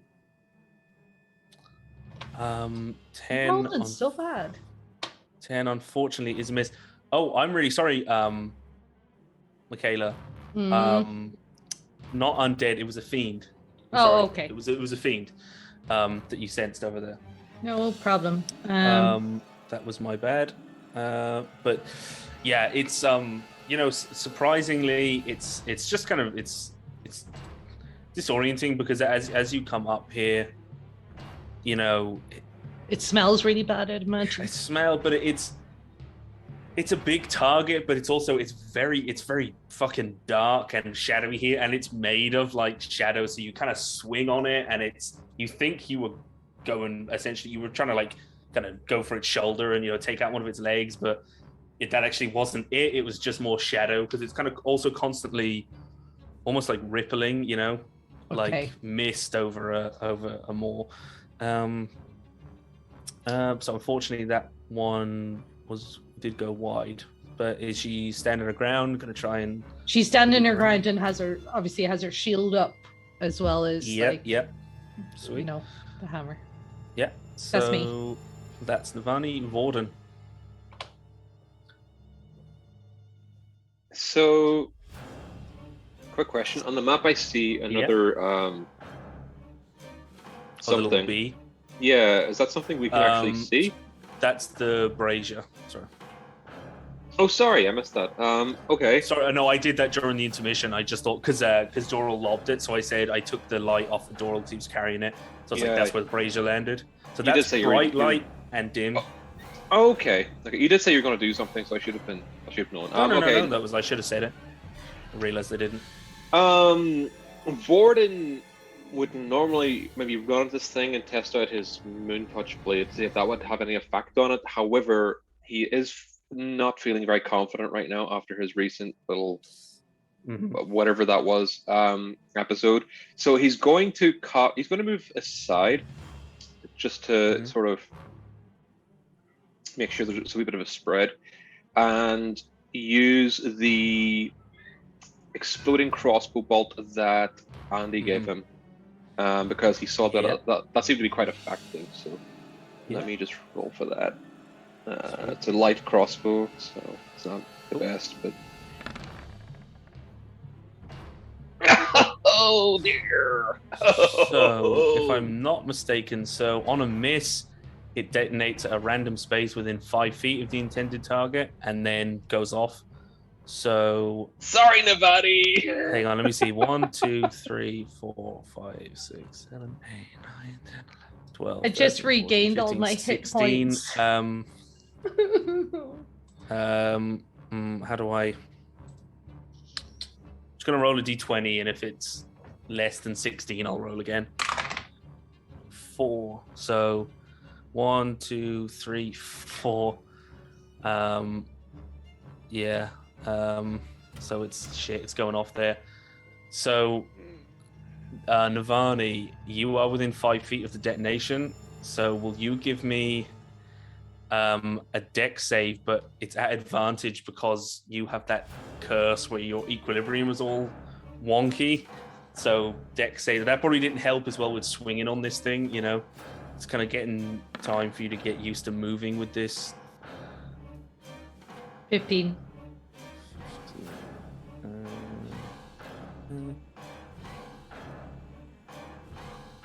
Is it gone? Or is it 7, is it? It's... Oh, you said advantage. Is it disadvantage? Sorry. Yeah, sorry. Yeah. Oh, you can roll. Well, you can roll again. Yeah, because that was. Okay. If you want, that was. Oh no. Okay. Sorry. Well, it is your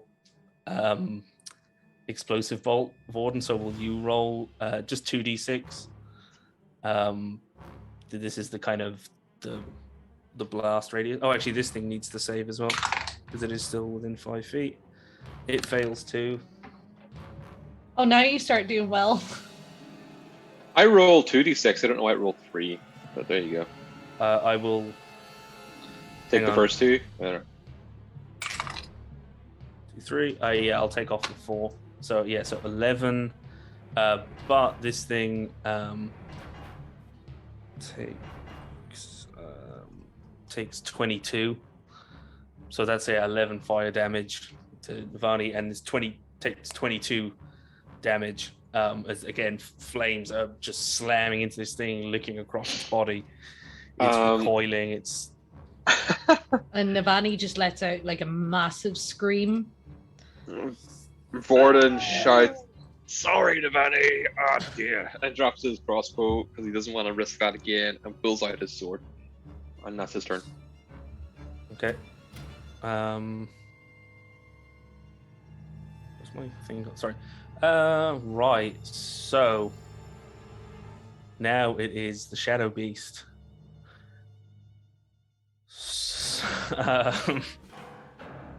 Yeah. So okay. Let me see.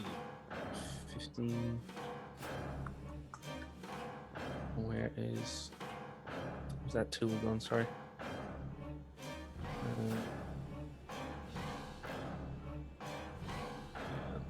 So 5, 10, 15. Solo said that a miss did more damage to it than Andy's attack did, so not too bad. Yeah, collateral damage. Okay. Why is that doing that? Sorry, guys. I've lost my goddamn sheet. Sorry. Cool. So, right. Navani and Doril. And yeah, just Navani and Doril. I think. Will you give me a Constitution saving throw? Please.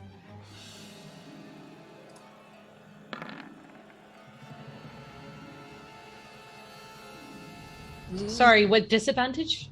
No, regular. So I'll take the 22. Just Okay. on the left. Right. So I think that's so you succeed, Navani, and Doril. That's a fail. So Row. okay. So this thing it opens its mouth and just like exhales, just shadow roils out of this thing's mouth. It hits you freezing cold, just like it cuts through into your flesh or your bones. You feel it chill your your soul. It gets right in there, and it seems to hit your actual vital essence, and you take.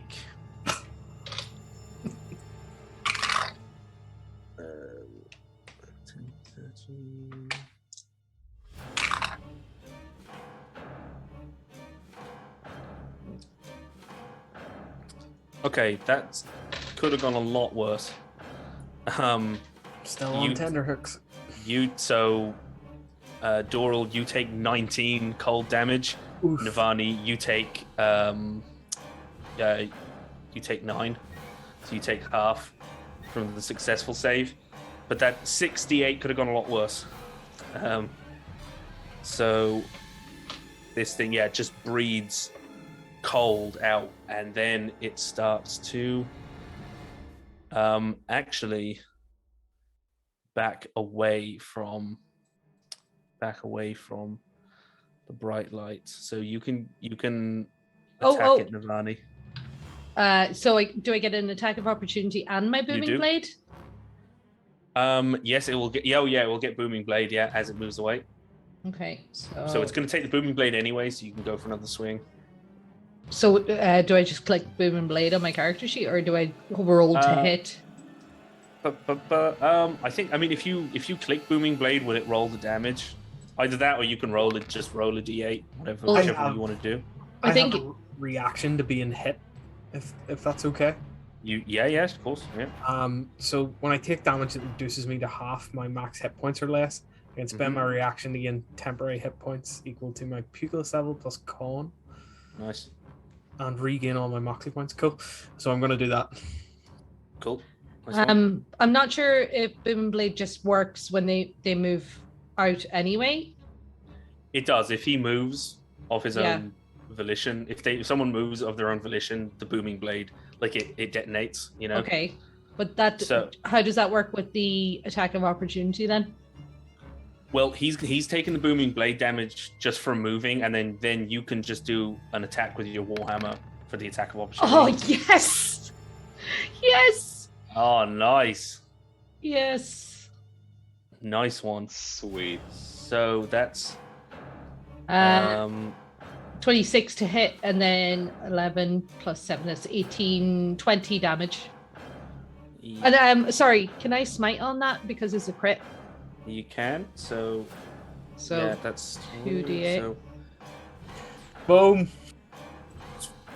So 3d8. So 6, and that's 68. Again, you critted on the undead. You're critting on a fiend. So 3d8 crit is 68. Okay, so I'm going to roll 5 and then I'll roll just 1, all right? Because I can't be arsed putting it into chat right now. Yeah. And then 1d8. So that's 15 plus 8. 23. Yeah. Right. So I'll mark that off my sheet. Yeah. So as this is happening, as it's moving away, as it starts to retreat into the shadows, Navani, having sort of missed it before, and you can feel the cold. It's like fire and ice, cold and flame, hitting you, and then just gritting your teeth and just swing wild, and it cracks this thing across the jaw, and it you see half its jaw come flying off, and it's because as you hit with just the warhammer, it goes into the shadow, and you can feel it it's like when you hit the ghost or one of these ethereal things. It's not really, it's not satisfying, and you're just and then at that just just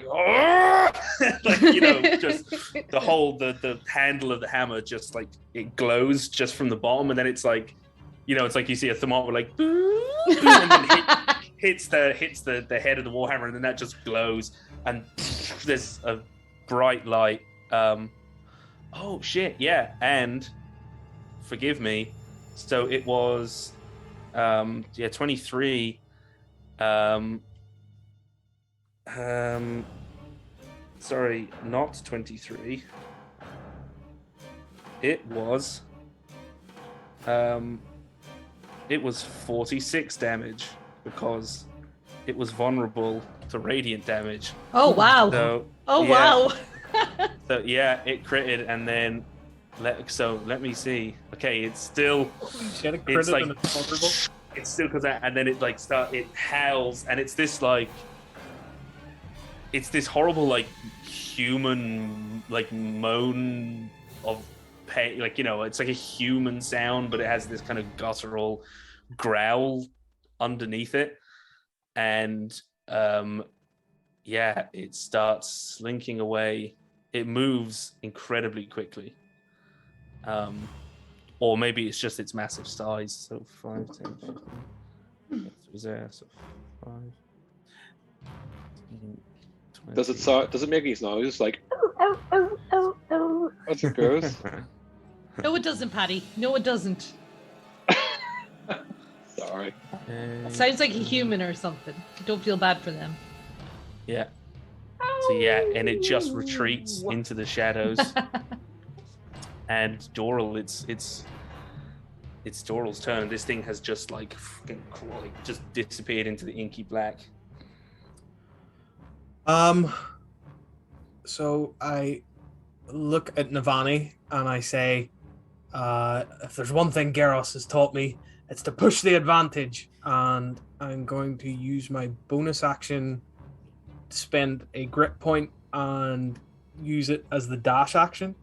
And use my actual action to run over and grab the brazier and lift it.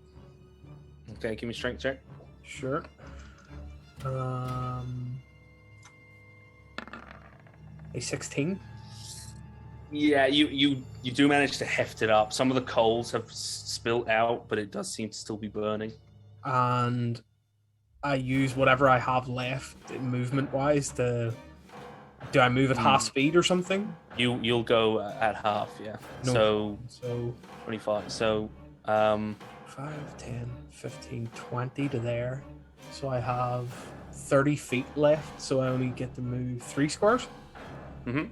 So 1, 2, 3, and hopefully the brazier moves with me and it illuminates it. Yeah, let me just...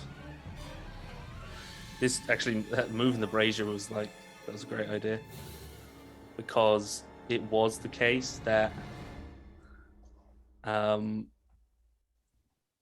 yeah, I was like, oh, we'll just go, out into the darkness. That was a really good idea. That was awesome. Instead of us getting ambushed in the dark by the Hound of Doom. Yeah, you can get mauled in the light.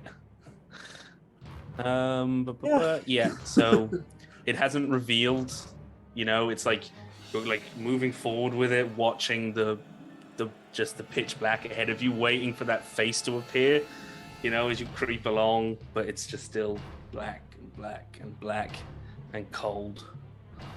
That's my turn. I should say, actually, though, as Doral does that, this is the only thing now. I'm not sure if. Now, let me know if you can see. Navani, is your token gone? Yeah, Navani's token disappeared. Black. The square's gone black where Navani was. Okay, I don't know how to. Yeah, it's gone. Basically, I don't know how to do this. We can just put anywhere. Basically, I see it out now. in that. Yeah, anywhere not in that blackness, so I can't hide those areas again. But those will count as pitch black. So Navani, you suddenly just get plunged into darkness. You can see Doral ahead, like you can see the flame that he's shedding, and you can see the dim lights in the distance. But for instance, and you can see the ruin behind you. That still seems to be ambiently lit, like as if the brazier was there, but it's not. Like nothing's casting that light. But otherwise, anywhere the brazier's light isn't touching in the blackness is back to like magical darkness. But it is pouches and... Okay, let me think. Does he have anything?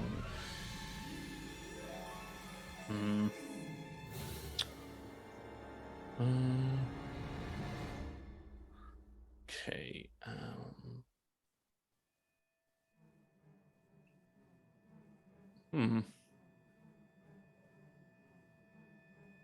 Pouches decide. So suddenly you see Pouches. Oh, sorry, I'm on the wrong layer.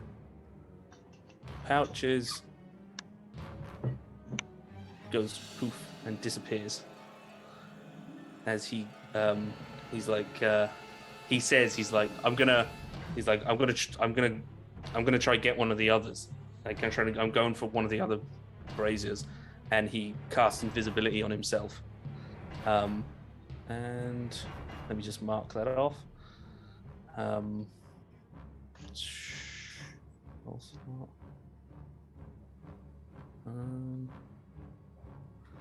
Or actually, no. You know what? I won't. I don't want to use one of Kyle's second level spell slots. That's a bit mean. So he's not going to go invisible, but he will. He is going to. Would he?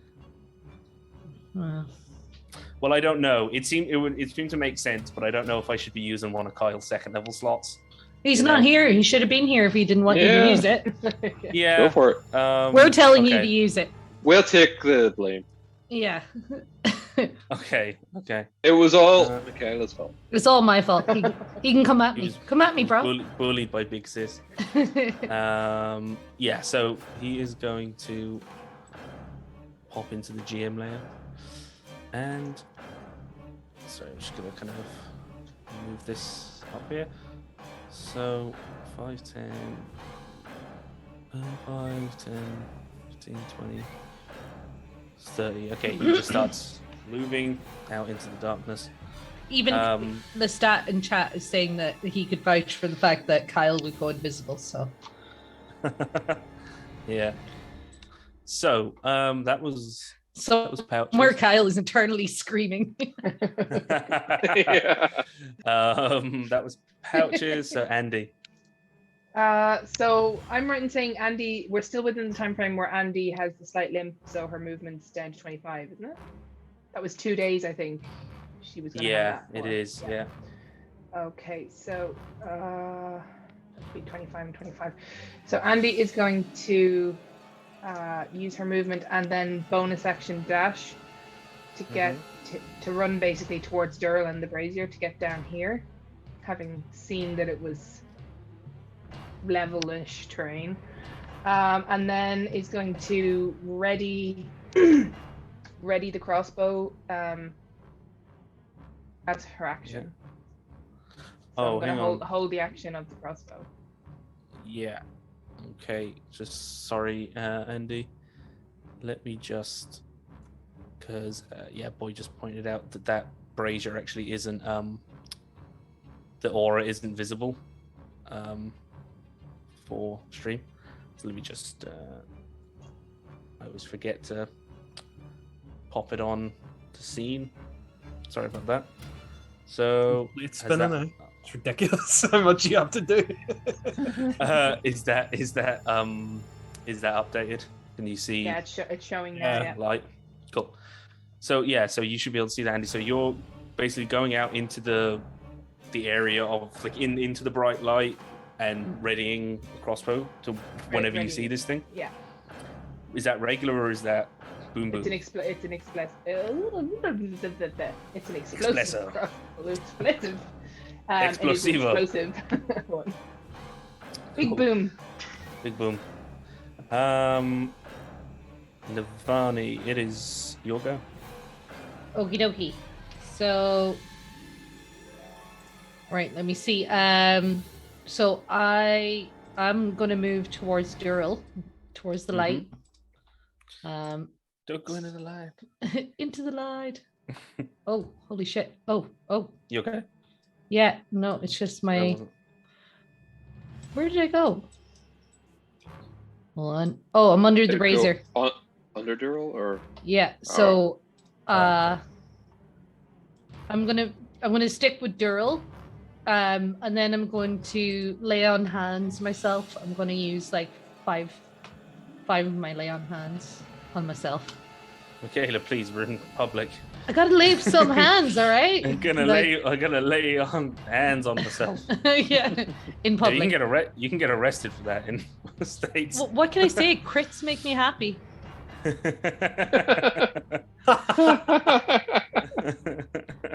And I mean, I can't do anything else right now, so I'm gonna ready myself.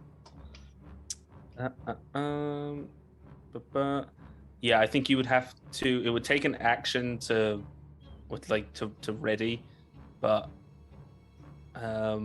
Okay.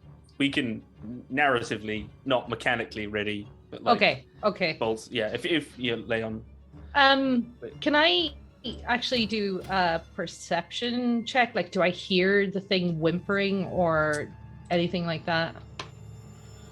Yeah, I'm gonna say do on a disadvantage because normally, obviously, it would maybe take an action to like actually do a thorough check, like a search, but Or to kind of give an ear out.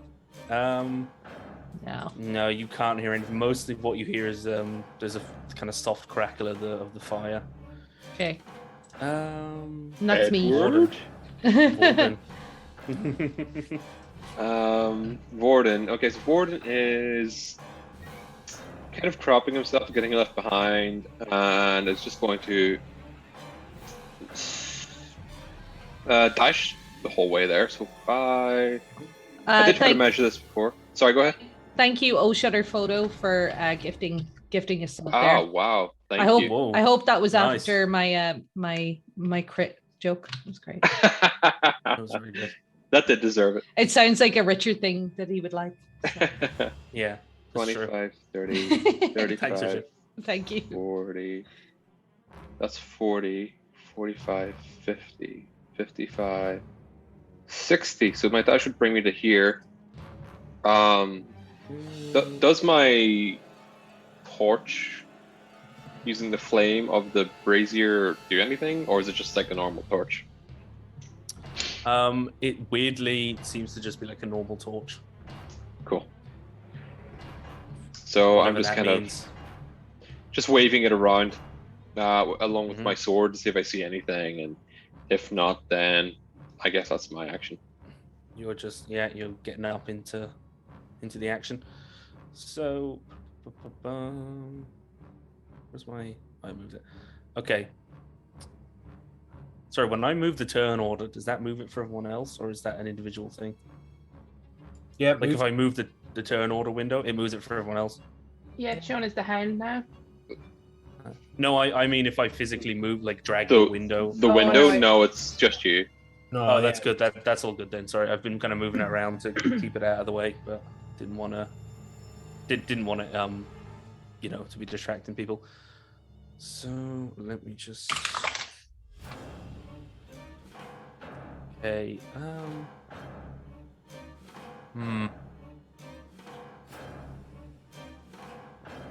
think.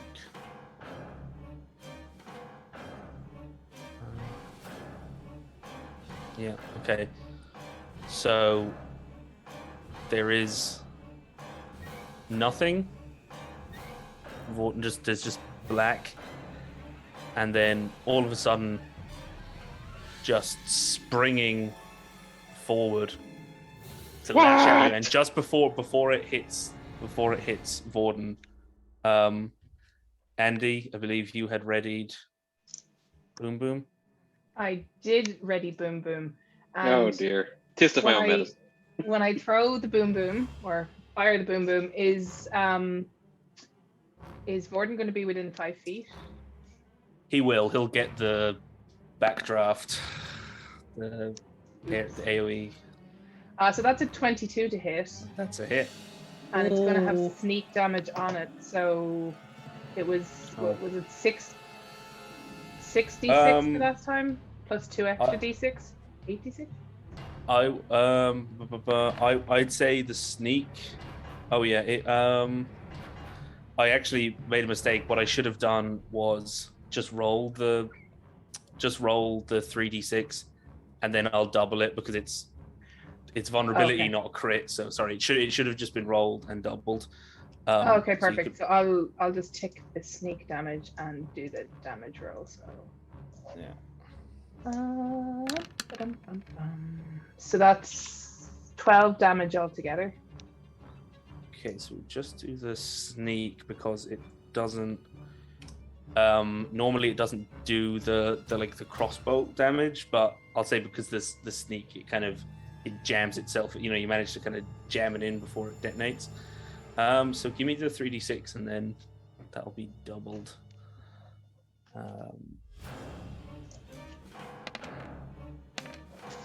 10. 10. Okay, so 20 damage. Okay, Vorden, will you make me a dex save? I already rolled 12. It's DC. What did I not? I thought I updated that. Sorry, you rolled already. I see. Yeah. Sorry.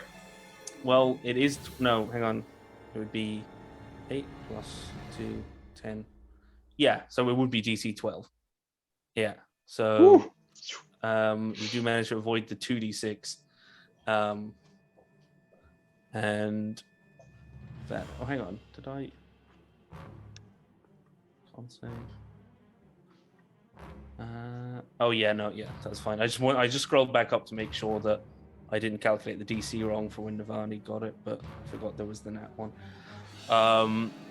So yeah, you managed to this thing, it like jumps out at you. It's about to bite, and then it's kind of blasted back. More of this smoke and shadow is blown away. You manage to duck as you feel the heat surge over your head, singe some of your hairs.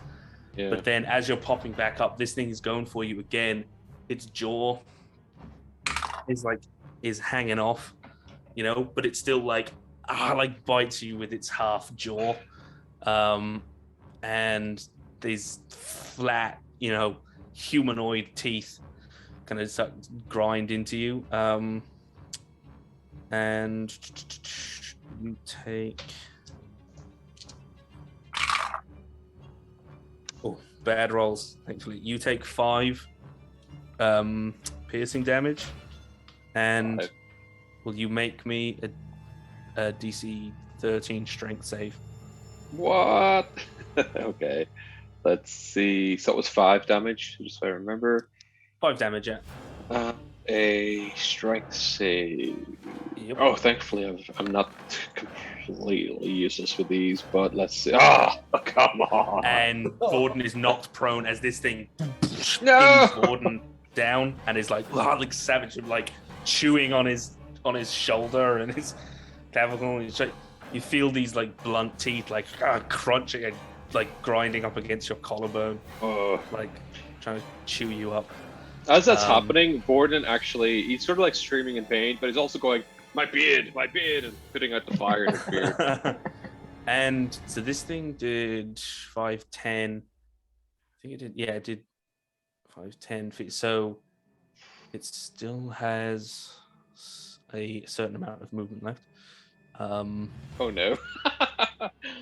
So 5, 10.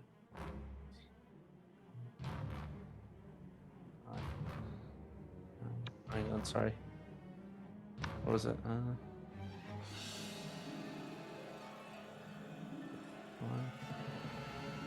10, 20. Sorry, guys. What the fuck am I? Okay, sorry. Vorden disappears as this thing starts dragging Vorden away into the darkness. That is fucking horrid. Stop fighting, you stupid mutt. Help! It's like, have you ever seen that Liam Neeson movie where there's wolves and shit? Yeah. Holy shit. Yeah. I don't Oh, like dear. this thing. I don't like it. You don't like it? It's a horror, half of sort of my own creation. It's called a Nagul. Sounds like a So dick that was- to me. Yeah, that was its turn. And it's Doral. I spend another grip point to gain a bonus action dash, and I spend my action to dash, and I take off after this thing. Yeah. So that'll be 75 feet total I can move. So 5, 10, 15, 20. And this moves with me, right? Well, if you're because Oh, I can't Yeah. actually move it. sorry. Oh, let me give me 1 second. Let me change that. Not a problem. So it's 5, 10. Actually, I'll just let everyone move it. Cool. You should be able to move it now. Okay, that's 20. And I can't see past that point to my Yes, let me east. just.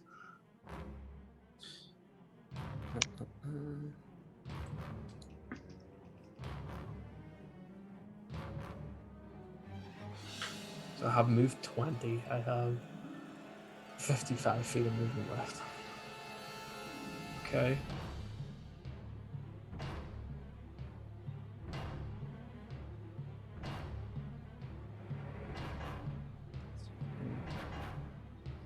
See, that's more or less like that's kind of what this thing is illuminating. You can see that there is another like little platform, Let's see. another little island in the sea of blackness. Solo says Dural Light Boulder Stone Helm. That sounds about right. 30, 35. Lightbringer. Let's see. Sorry, guys. So if you go, so it's lighten up.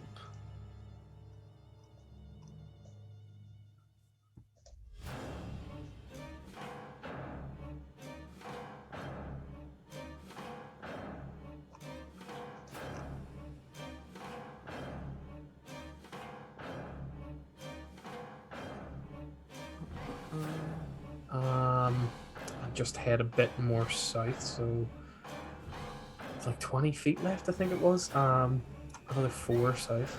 They're right there.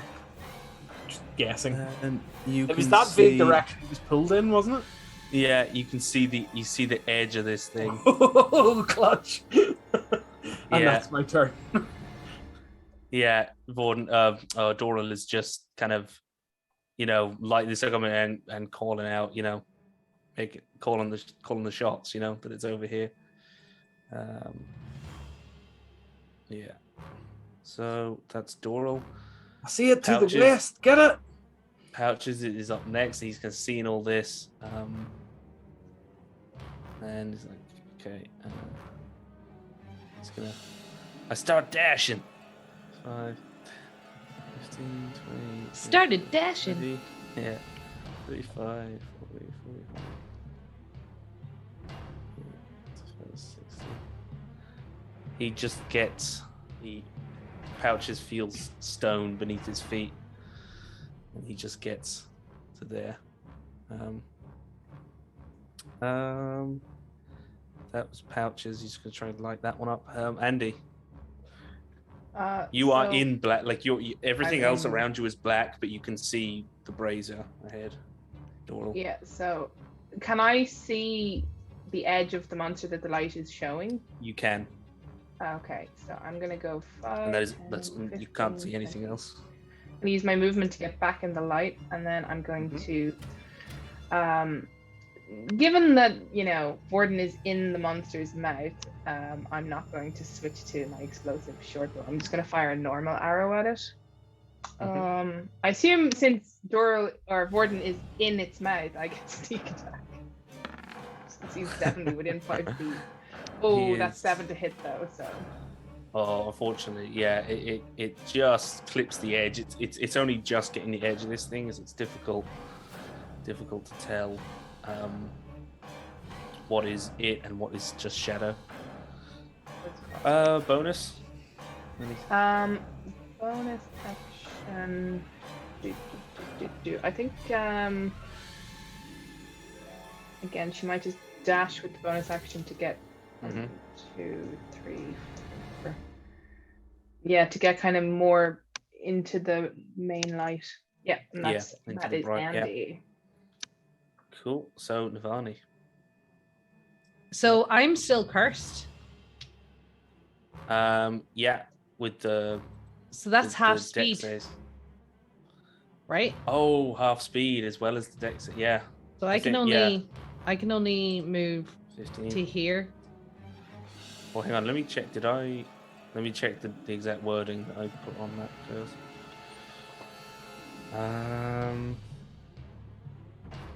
Yeah, your movement speed is halved. Yeah. So that's so.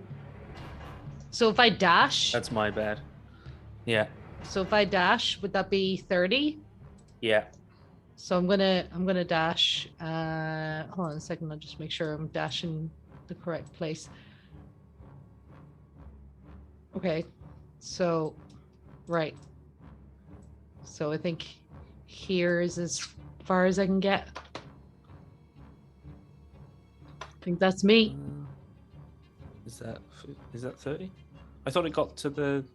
I thought it got to edge there. Oh, sorry. Yeah, I think it got to the Yeah. first square. Into the light. So you And can that's- see this thing. That's me. Okay, so Vorden, you are up next, and you are prone. Okay, so I'm. But you sort can just use your movement to stand up. It's not grappling you or anything. Oh, it's not like actually. Okay. Oh, Oh shit, that was. Hang on. Okay, yeah. No, sorry. Of course, it's grappled. So sorry, it's DC DC 13 to break from the jaws, or just you can attack it. I'm not going to try and break from its jaws. I'm in prime position right now, I believe. So even though he's kind of crying out in pain, he's sort of burned a bit. He's got this thing's jaws locked around him, or what's left of the jaws. Can he see because of the light being cast? Is it sort of in? Am I sitting in that light? You can kind of see like the bit of it that's been lit up, so you can kind of.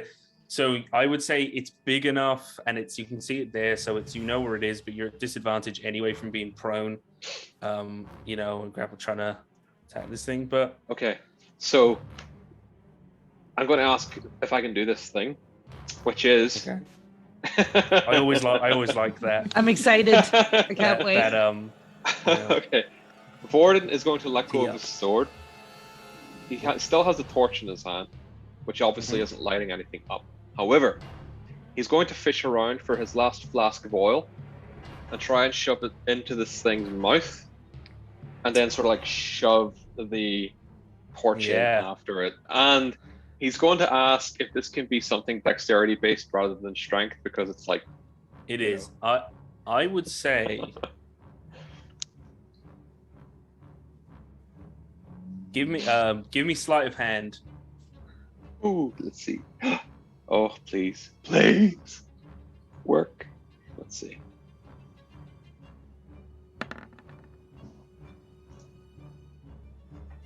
Not terrible.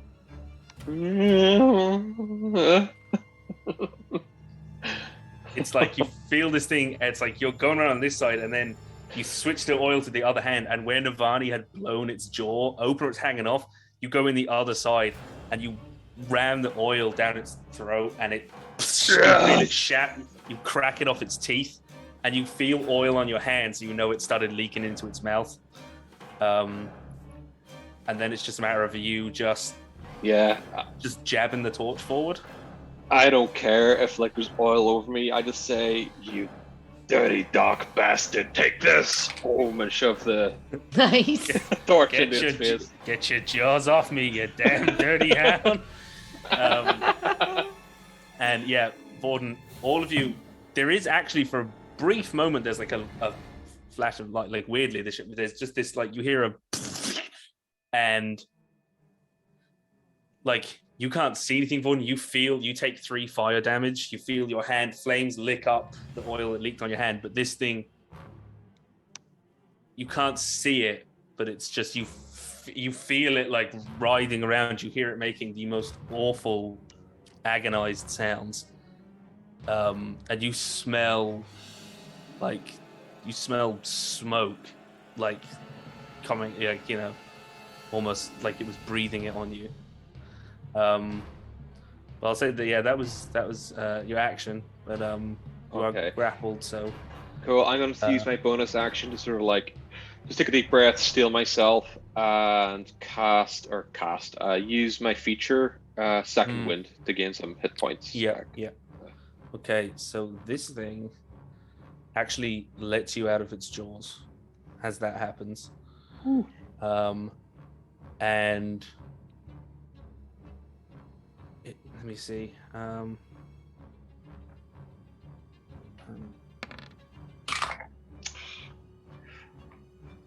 Well, damn. So,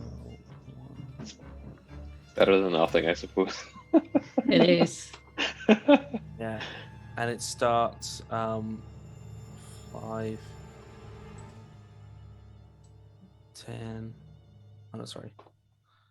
5, 10. It's like you see it backing up. Andy, you can get an attack of opportunity if you want. So, Yarp. so 5, 10, 20, 25, 30, 35, 40. And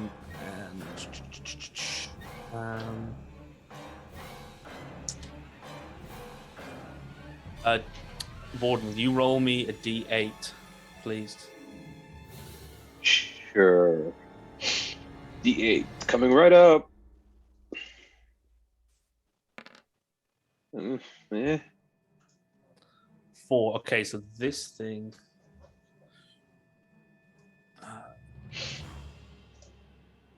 Okay. Yeah, this thing takes 8 points of fire damage. As you see it as well, Borden, when it goes into the light, it just howls. It starts backing. You can see as it's moving back, fire is like it's glowing from the inside. You can see fire licking up its throat. It's like burning the inside of its mouth. It's howling. Smoke is steaming out of its gaping maw, and it's like recoiling and trying to get away out of the light. It starts disappearing into the darkness. Andy, you can so attack of opportunity as it's moving past me. If I do that with either the crossbow, is that at disadvantage because it's a ranged weapon? Can I actually can no? I have, you can't make one with a ranged weapon. Can I have like hold my dagger and swipe at it as it went by, or would that give me sleight of hand? I just shout as I see this thing happening. I shout, "Keep the change, you filthy animal!" Yeah, you do manage to in the kind of like hold your crossbow kind of like in the crook of your arm and pull the dagger. That is okay. nice. So the dagger take a was slash. it was a 9 to hit. But no, it's difficult. It was a good. I mean, even to get it out of the sheath was impressive. But that was the hound is. Oh, actually, no, the hound is. I'm thinking of Game of Thrones when you say the hound. Yeah, so am I. Yarp. Especially with the fire damage. Yeah, exactly. Very thematic. Yeah, exactly. So it hasn't still got Borden then? Not anymore. It let him go. But we just can't see where Borden is. Marco. Yeah. We see. Solo. I think we see parts of his torch, but we just don't see him. Yeah, See when parts of he his torch, so Doral, so that's you saw this thing going by, without Doral, without Vorden in its mouth. Scurried away. Give me a perception check. Oh,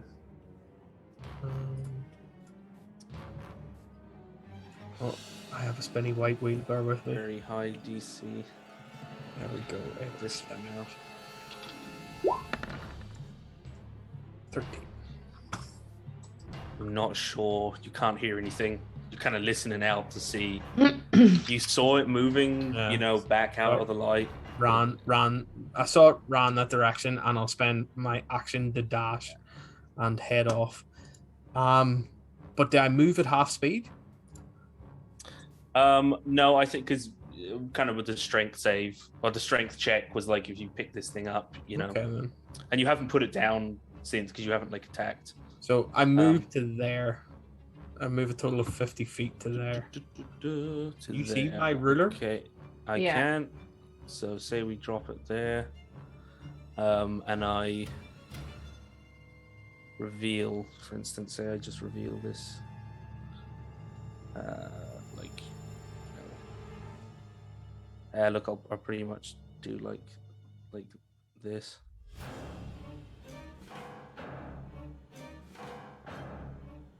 Uh-oh. Dural's starting to breathe heavy and isn't moving as quick as he once was. Yeah, that's where that is. So Okay. when you move, because again it becomes magical darkness, you know, as you pass beyond, you know. I just shout out, Um, I've lost it! It could be anywhere! Listen out! Next up is Pouches, and he's like, oh god, like what's going on over there? Like I hope no one's dead. And 5, 10, 15. So Pouches, I love that a this little- fight. This is a really cool, different Yeah, fight. I was It just really thinking is. that too. Yeah. he Really pulls- cool so encounter. Vorden Pouches appears and like pulls out a little thing. He's like, might as well. And he sparks, and this sorry guys, and this area here. God damn it! Sorry. So what it would be? Let me just see the total area. Sorry. 5, 10, 15, so.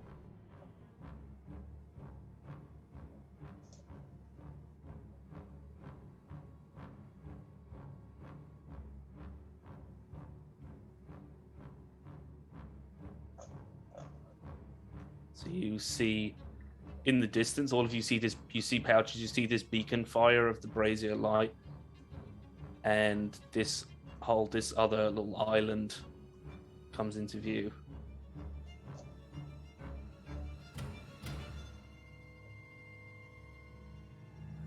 So that was his movement, his action. He still has some movement, but as he does that, some of his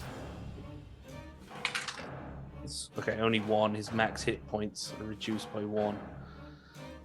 As he sparks it seems to pull some of his sort of vital spark of life, and it illuminates this area.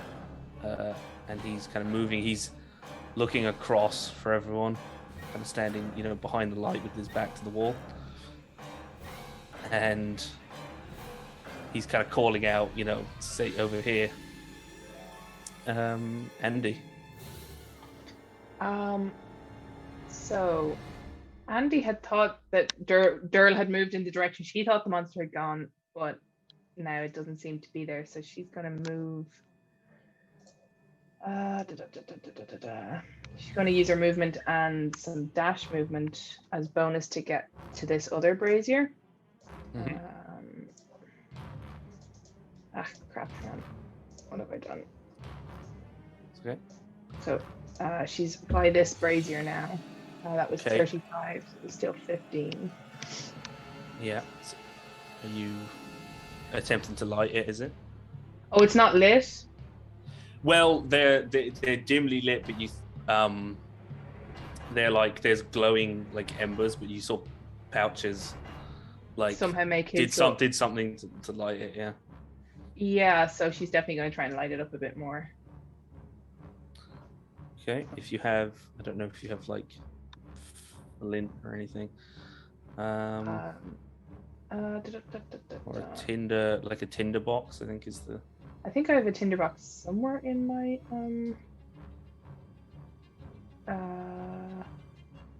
I don't think I've added it yet, but I think I definitely remember picking one up when we came across it. Yeah. If not, you can give me a survival check and pick up two bits of flint off the floor. Yeah, I'll do survival. 23. Yeah, so all this scout rogue kind of rangering stuff is come in handy. Pick one up and just on first strike, spark. You do feel that you feel something reduce your vital essence, and your maximum hit points are reduced by 2. You're not sure for how long. Okay. I don't know if this will let me put in brackets just to mark it. So yeah, cool. Do I also have to reduce the hit points at the same time, or is it just the? Only if you were at full hit points. No, I wasn't. So cool. Lighting this, was that my action? That took an action. Yeah. Okay, cool. So I've used my bonus to dash there. So that's Andy. Okay. So again, you guys see this one all light up. That was Andy. Navani. I can't really do much because I can't really move. So, I mean, I'm going to dash. Where am I going to dash to? So I can move 30. Yeah. I'll move Is down this here. one? Is what I mean. Oh no. Yeah, I'm going to dash to the other brazier. Okay. So I'm gonna say, give me a dex check. okay. At advantage or disadvantage or normal? Just flat. Yeah. Normal dex. Okay. Okay, you can 18. steady yourself and move at full speed. Thank. Yeah. Celestra. That's what her Yeah. name is. Yeah. So yeah, I'm gonna. You can do something else if you wanted to do something else. But just like at the start of the turn, you can make a dex check to see if you can. Now that you're a bit more used to it, to see can you kind of, keep your balance. Okay. So, but I've already moved. So can I move again? Like, because or did I? If you wanted already to dash, use yeah, that would just be a regular 30 foot of movement, so you can use Okay. it. You still have your action. Can I smell anything?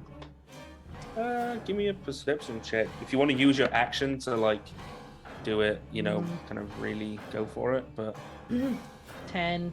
I I smell nothing. Smell nothing. Or do I? How far away are you? You think you faintly smell smoke in this direction. Okay. So to the southeasterly direction. Would that have been my whole action then, to sniff? Yeah, it's just because it's basically a search action. Okay. Well, that's me then. Okay, so Vorden, you are here. If you can see that. Oh, look, it's only like a couple squares. I'm just going to reveal it. Okay. You're there. So let me just figure this. So Vorden heard Hodges. And you did. So yeah. You can see in the distance because it's pitch black, and then in the distance this beacon lights up, and then one down there by Andy. So he's gonna, let's see. 1, 2, 3, 4, 5, 6. Okay, I'm just gonna roll because he doesn't really know what to do. He got up, he's dazed. Yeah. He was sort of like, he kind of had this moment of victory. He was happy, and then all of a sudden he realized, oh, I'm in the shadows all by myself. Oh shit! And he needs to do something about it, and he's going to scramble in the direction that pops into his head first. So that may or may not be the good direction. Let's see. I'll roll a d6 and see what happens here. Okay, so he heads in the direction Andy went, and he's going to, I guess, use his dash to get there. Does he have to spend half of his movement standing up? He's prone. Yeah, so 15 feet to stand up. That leaves him with what, 45 if he's dashing? Yep. Or yeah, 45. okay. Yeah, if he dashes. 1, 2, 3, 4, 5. Oh, hold on a second. 5, 10, 15, 20, 25, 30, 35, 40. Yeah, he just stops about here then. And he looks at Andy and says, well, is it here? Where's the beast? And that's his move. Okay. Vorden, will you roll me a d8 again? With pleasure. My dear Dungeon Master, D8. There you go. Woo! Oh! Hang on. Quick maths. So, all of you hear a blood-curdling howl, like a beastly howl that then becomes a human just moan of agony.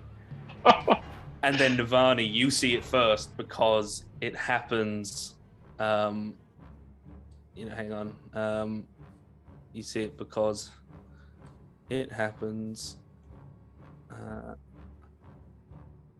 15 feet in front of your face? Oh my god, it was right in front of me the whole You just time. see an explosion of fire, and there's and it just and it burns as the fire inside of it. It takes the D8 plus, to 16 fire damage at the start of its turn, and just burns away all that smoke and shadow, and everything goes Awesome. Brilliant. quiet. So good. And there's just these the lights in the distance, and when you do that, the Andy and Pouches, the hit point, the max HP, the reduction that you took fades, and the other, the one in front of Univani and the one in the bottom right on the southeast, those two braziers light up, and you can see. I don't know how well, Doral, you might be able to see down here. I don't know if it illuminated it all or not. If it illuminated everything. But there's a staircase here. I see. Yeah. Pouches is like, what the fuck was that? That lot of use you were, you idiot. Exactly. Hey, I lit one of these things. Hey, you see that? It didn't like the fire. He's like, look, we killed it. All four were lit, If I had some secret knowledge, then, it might lead me to believe that if you lit all four fires, that it would have been banished. Right. Let's meet up. Yeah. Let's go near the Lightbringer. Where you at? I think I see some steps down the corner that lead further down. Come to me. Yeah. The Lightbringer. I'm calling you Lightbringer from now on. That's your name. Sick. Yeah. This is Doral's beginning of his legend, where he gets his many, starts getting all his little monikers, Doral the Boulder, Stonehelm, Lightbringer, Breaker of Chains, Mother of Dragons. Butcher of Blaviken in there. Yeah, get the whole set. Yeah. Yeah. Okay. So for me, at this moment in time, I think I would like to spend a hit dice. Yeah. If that's okay. Yeah. Do you want to take a little rest before we're going? Yeah. Very nice. Well, you're in whatever sort of in between shadow plane this is. Yeah. Oh, let me just I'm just going to clear that turn order for the next time and click out of that. I'm just going to roll a d10 manually here because you don't trust it. I don't know. I can never figure out how to do it in D&D Beyond. Someone in the chat's going to tell me though. Oh. You people, I'm trying to type it into the chat for some reason instead of roll 20. Sorry, guys. It's all good. Everyone's like, why is Paddy doing that? Yeah, forget that you're on D&D Beyond. Yeah. Yeah, that was really interesting with the brazier. That actually made that fight even more, because the whole idea was that this thing is invisible in the shadow, and you'd have to just like, you'd have to basically cross. It'd be like going from island to island, trying to swim from island to island while there was a shark in the water. We had an island that moved.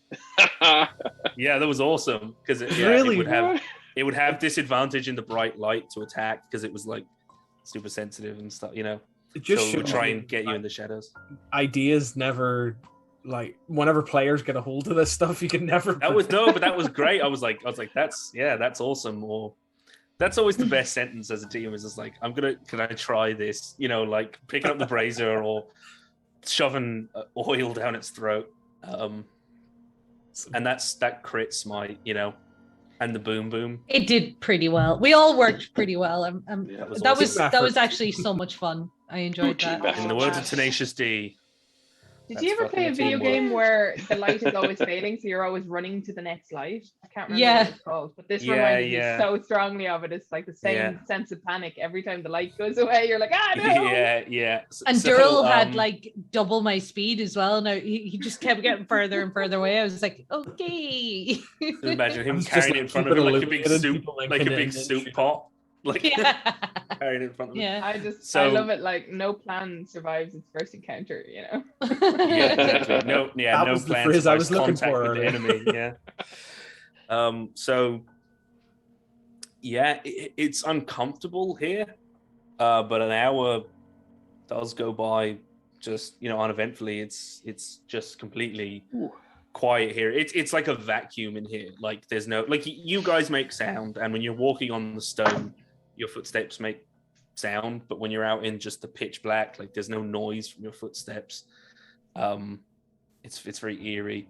But no, an hour passes, and those steps lay before you. And actually, as you peer down the steps, you notice that like a few feet in, those of you with dark vision, you can see catacombs. Like you can see, like the shades of gray, dim, like what you normally see in darkness when you have dark vision, not that inky blackness.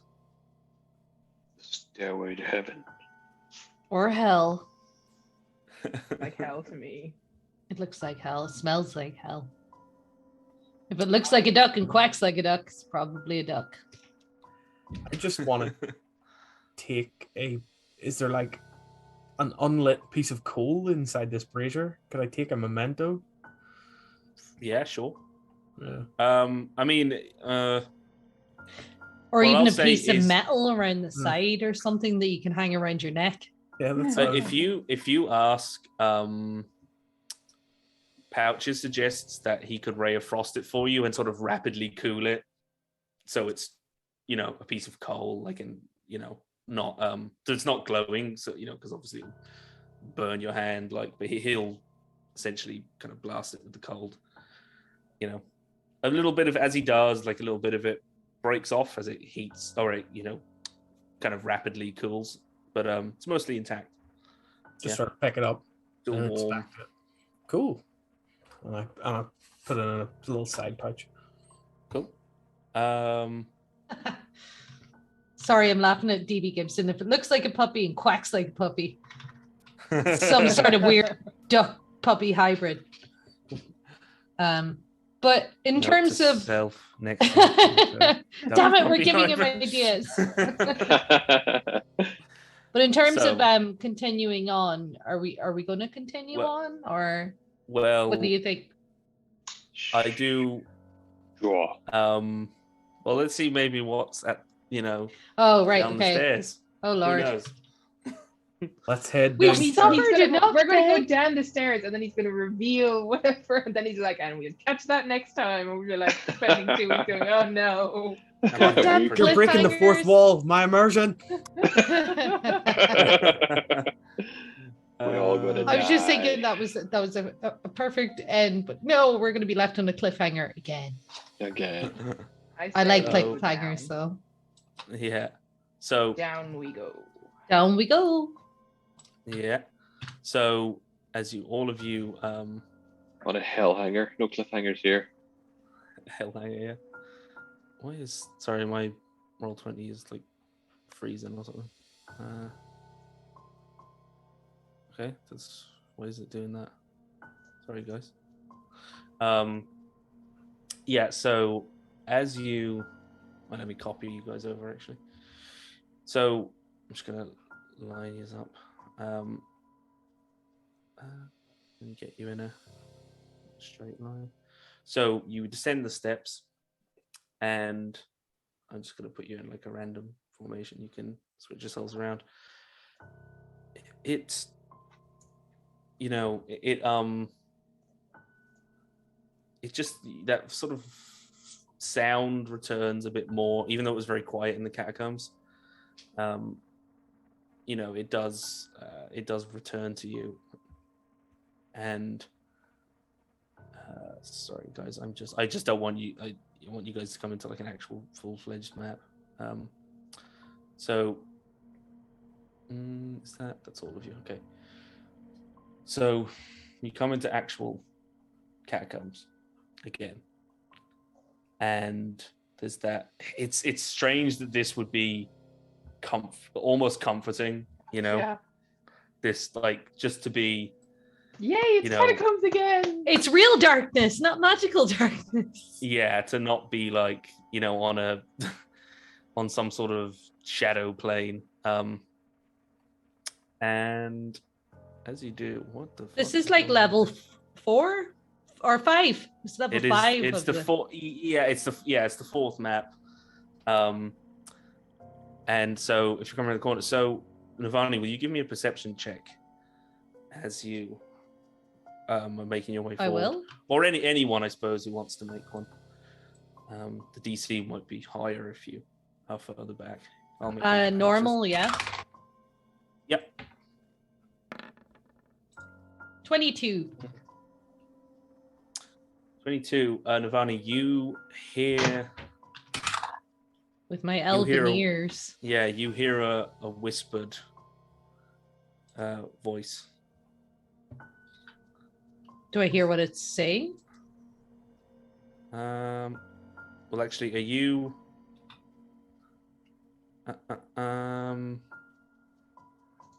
You can't make out exactly what it's saying, but you're just like moving along. Obviously, you weren't trying to be moving down the stairs.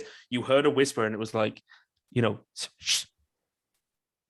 like, okay, someone cutting someone off. I'm gonna turn around to the group, and I'm gonna like make hand signals, like, shh, like tell them I hear something. Yeah. My eyes immediately dart to the roof.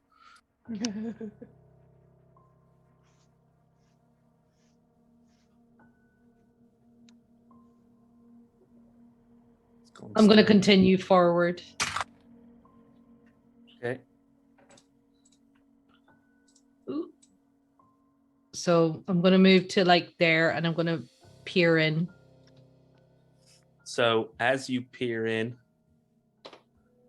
so as you peer in, an arrow just goes into the rock just next to your head. You're not sure whether it was a miss or not. And there is a woman standing there in a black cloak, alabaster skin, raven hair, dark eyes. And actually, what was your... Make me one more perception as you came around the corner. And this person standing there with the bow aimed at you, and beside her... 21. Beside her, oh, nice. So, why is that going? So behind her, you see this like very strange, like, again, black cloak. He has his hood up. You catch a flash. His eyes have a sort of a strange fishy aspect to them. His skin, you see warts all over his skin. His skin looks clammy, and he's kind of like, one of his hands looks webbed. He's got this black cloak over his head. Above them on the ceiling, you see It's like medium size, so it's the size of, it's like a size of like a wolf.